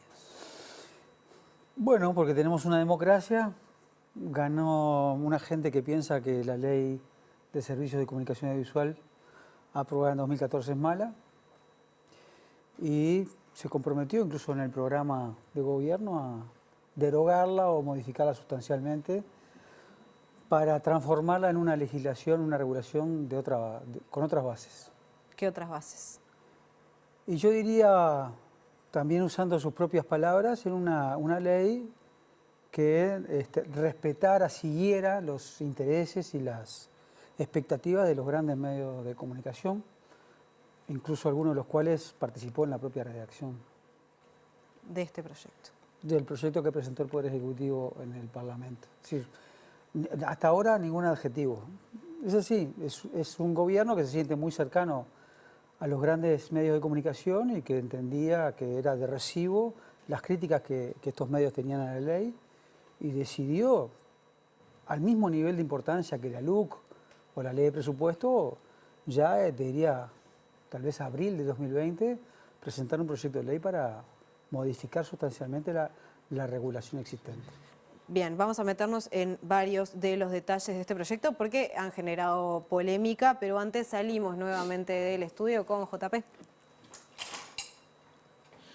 Maite, Jorge, los vuelvo a saludar en esta noche, esta vez desde el barrio Punta Carretas, a propósito del tema que están tocando ahora mismo, esta ley de medios que fue votada de manera urgente, al menos en la Cámara Alta, y que ya tiene fecha el próximo 4 de junio para el tratamiento en la Cámara Baja, es decir, en diputados. Por eso vamos a hablar con Lilian Quechichán acerca de este particular. Quechichán, buenas noches, gracias por recibirnos aquí. ¿Por qué votar una ley de medios ahora de manera urgente y también con otros modos que genera, ¿no?, la ruptura de ese vínculo fuera del pleno que tenían, o sea, a ver, después de que volvió la democracia a nuestro territorio nacional, todos los partidos políticos se juntaban por fuera del pleno para hablar qué temas se podían tratar. Eso ahora ya no existe porque el Frente Amplio se retiró también de ese ámbito.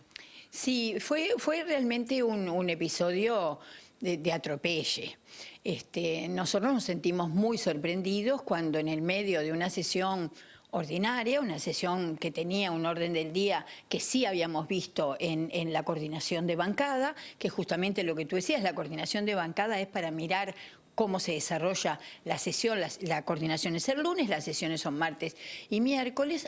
Nosotros nos sentimos sorprendidos. Después empezamos a saber que había habido una negociación con Cabildo Abierto que está pegada al voto de Cabildo Abierto para la Ley de Financiamiento de Partidos Políticos.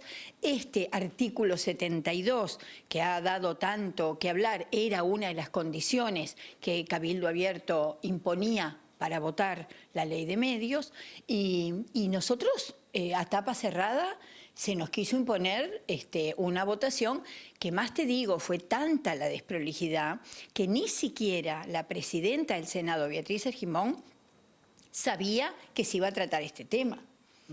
A ver, senadora, le consulto. Esta negociación con Cabildo Abierto por atrás, este artículo 72 que es polémico, porque en sí da a entender que habrá ciertas sanciones, algunos adjetivos calificativos que se le ponen al trabajo periodístico. Lo dijo Graciela Bianchi, que habrá sanciones, también lo dijo Manín Ríos, que usted lo citó. ¿Cuáles serían las sanciones, digamos, al saber y entender de esta ley y quién lo juzgaría como bueno, malo, regular, bueno e imparcial? Las sanciones están claramente establecidas. Hay un capítulo de sanciones. Primero es una advertencia, después es una multa, después llega hasta quitar las ondas. Lo que me parece claro ahí y queda establecido es que es el Poder Ejecutivo el que va a quedar en manos del Poder Ejecutivo las sanciones a un artículo que viola todas las convenciones internacionales vinculadas a la libertad de prensa, pero no porque lo diga el Frente Amplio. Lo dice APU, lo dice la Federación Internacional de Periodistas, lo dice Danilo Arbilla. Hay que leer a Danilo Arbilla cuando dice es un artículo autoritario y peligroso. Lo dice Conrado Hughes, que nadie pensará que es afín al Frente Amplio, que es un mamarracho antiliberal, así lo calificó. Es decir, es un artículo, no el único, ¿no? Porque también tenemos el riesgo de hablar solo del 72 y no ver ver el conjunto del proyecto de ley de medios, que es realmente concentrador, extranjerizante, sin duda no promueve la pluralidad, permite acumular muchas más ondas que las que permitía hasta ahora, en el área metropolitana 5, en el interior 8. Esto va a provocar que en el interior del país, en muchos lugares, haya un oligopolio, un monopolio de la información.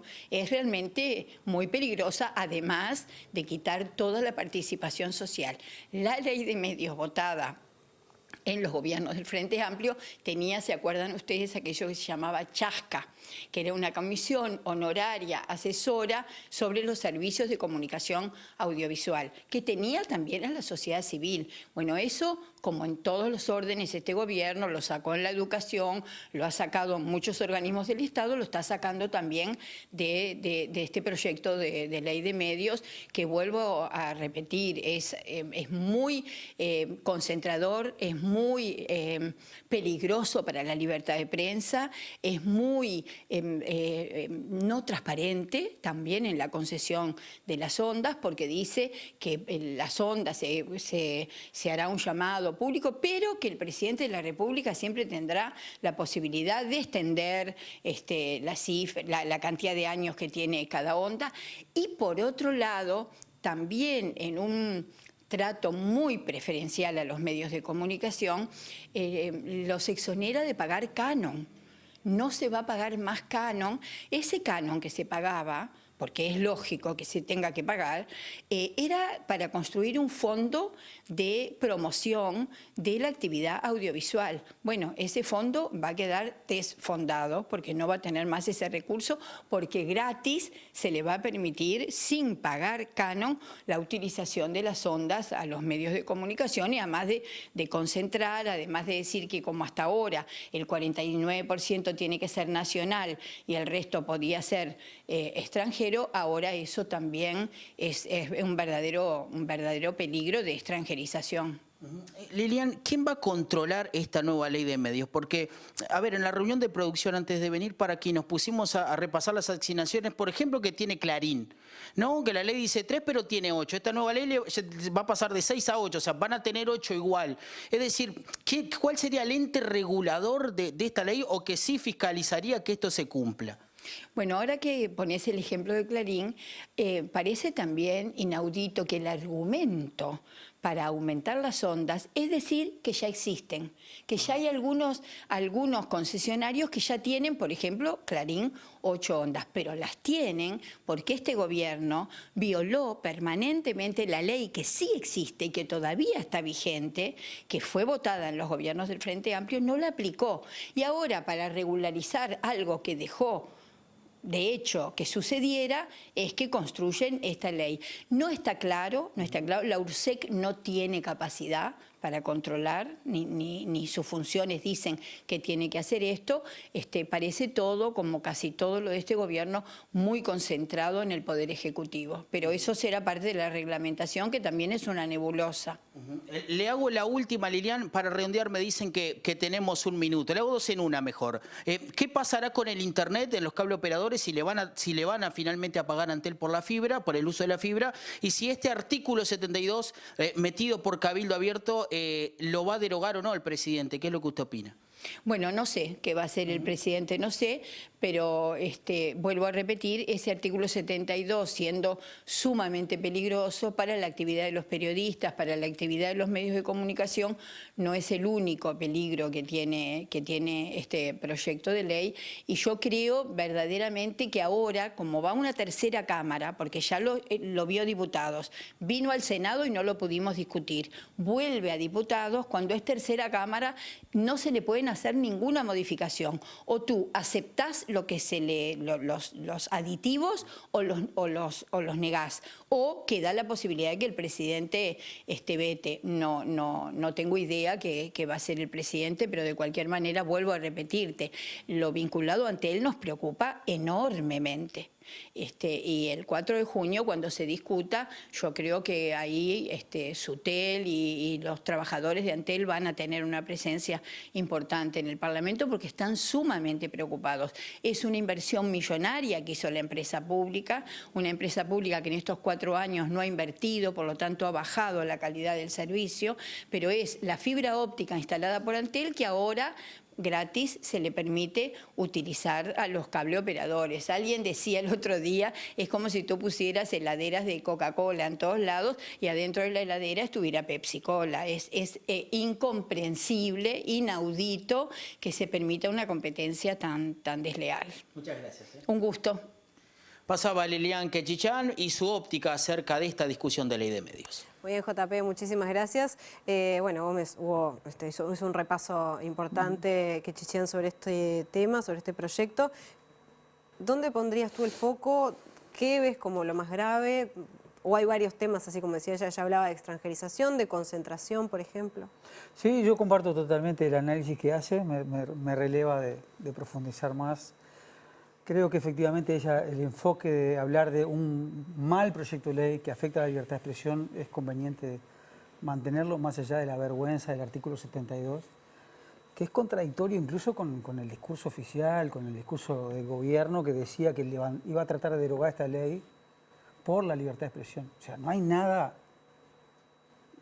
en esta ley para los televidentes y las televidentes que sea tan horrible como esto.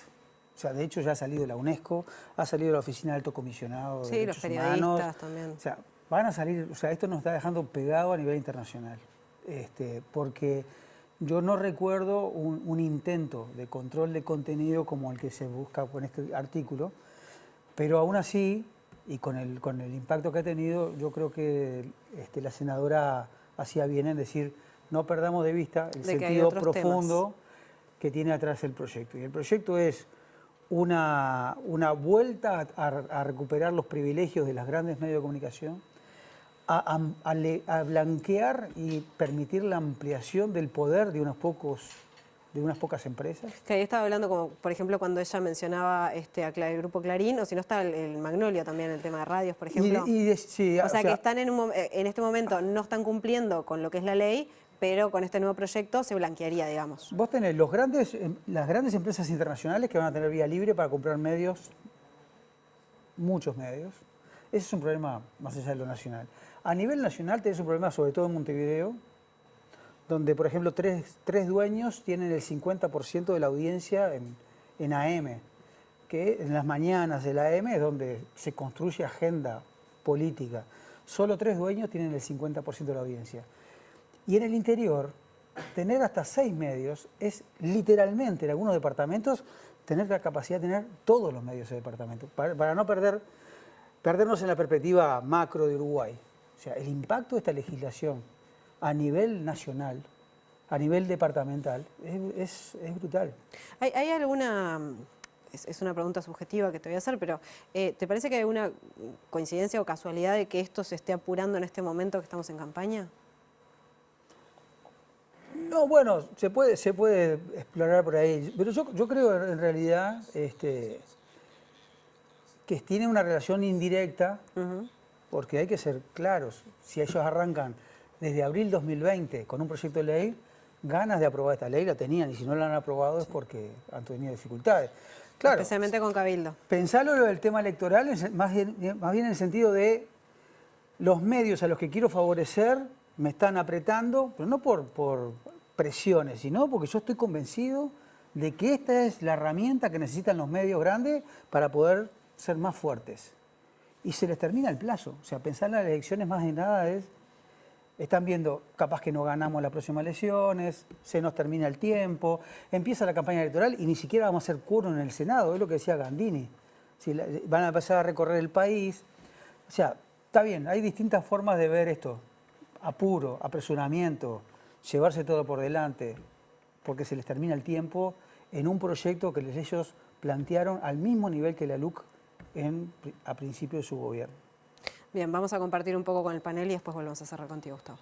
Bien, literalmente 1 minuto para cada uno en una redondilla, empezando por Camilo. Bárbaro. A mí me parece fundamental esto último que comentaban recién y me hizo acordar unas declaraciones del senador Oscar Andrade hace poco entre lo peligroso que era esta forma de relacionamiento entre el poder económico y el poder político. Yo veo esto y para mí la traducción es muy simple. Es el Partido Nacional, contexto de año electoral, entiende que es favorecedor para su futuro político que determinados medios de comunicación que son formadores de opinión en la población del país sean los que monopolicen el acceso a brindar y a divulgar la información, y en el proceso de permitir eso en una ley que a su vez blanquea estas irregularidades con Clarín, mataron la posibilidad de que existiera un fondo que acumulara recursos para la democratización del acceso a un montón de proyectos en los que no vale la pena hacer hincapié ahora.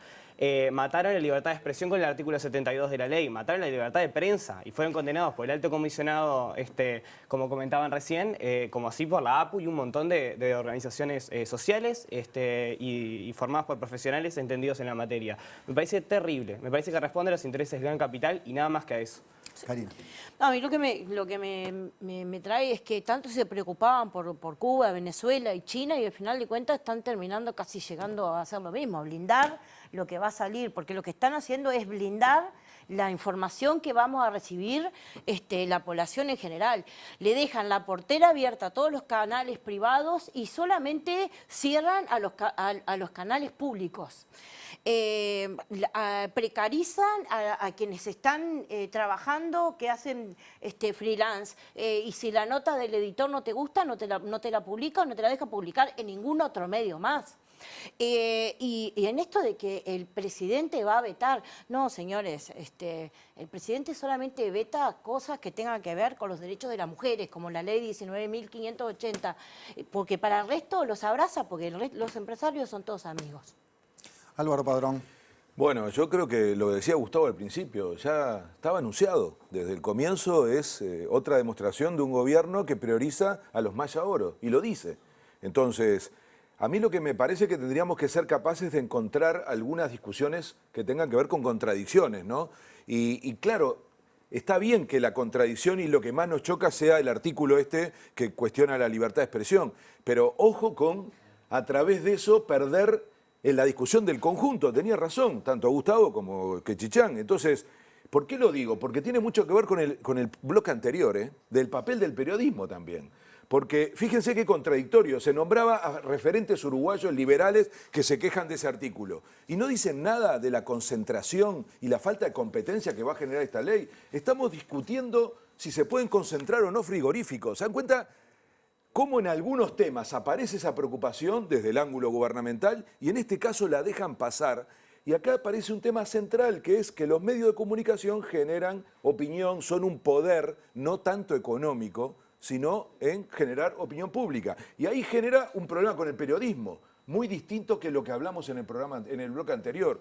¿Cómo hace un periodista para criticar a su propio medio? Para decir esto, por ejemplo, de que esa concentración va a generar un problema objetivo en relación a la competencia. Olvídate del tema de los contenidos, de la competencia con la publicidad. O sea, están generando un nivel de viabilidad de algunos pocos medios. Entonces, ¿lo puede decir un periodista que trabaja en esos medios? Digo, para volver al punto del bloque anterior, ¿no? Donde decíamos, necesitamos al periodismo para hacer luz sobre ciertas cosas que si no, no se dicen. Pero acá están adentro de los propios medios. O sea, ya no es con la fiscalía, es con la propia concentración de los que los emplean. Entonces, lindo tema, ¿eh? Por algo costó tanto llegar y hoy estamos teniendo un monstruo, porque esta no es una ley, ¿eh? Tiene todos los componentes para ser una especie de Frankenstein y bueno, como dijo Gandini, con toda sinceridad, la sacamos como pudimos. ¿Me permiten tirar una pregunta más? ¿Cómo sabemos que estos pocos medios que tienen viabilidad ahora no están financiando al Partido Nacional, si no votan una ley de financiación de los partidos políticos? ¿Cómo sabemos que no hay un poder económico detrás financiando este tipo de leyes? Solo sabemos que no sabemos nada. Maite. Bien, bueno, Gustavo, entonces, para cerrar un poco por lo que decían los panelistas, ¿la concentración de medios se traduce en una menor pluralidad de voces a futuro? Ya es un riesgo, pero ese es este proyecto de ley habilita a niveles de concentración que no hemos visto todavía. niveles de extranjerización muy fuertes. ¿Esto pasaba en otros países? Sí, claro. Claro, se trata de un sector muy fuerte, con mucha capacidad de peso en audiencia, económico y también político. Y claramente en el último año electoral siempre se hacen todavía más fuertes sus reclamos. Si no hay un gobierno bien parado y al contrario, es un gobierno que está dispuesto más bien a facilitarles, a acompañarlos, yo creo que el problema lo tiene la democracia. Se aprueba el proyecto, sale la ley, pasan cosas, después ir para atrás, ¿se puede? Vamos a ver si se aprueba. Muy bien, Gustavo Gómez, muchísimas gracias por acompañarnos esta noche. Bien, llegamos entonces al final de esta letra chica de domingo. Muy bien, Sarasola, y como siempre los domingos a esta hora les invitamos a quedarse en la pantalla de TV Ciudad. Viene Ideas Cruzadas con el profe Piñerúa, otra charla vinculada a Mayo Memoria. Muchísimas gracias por acompañarnos como siempre, que descansen. Chao.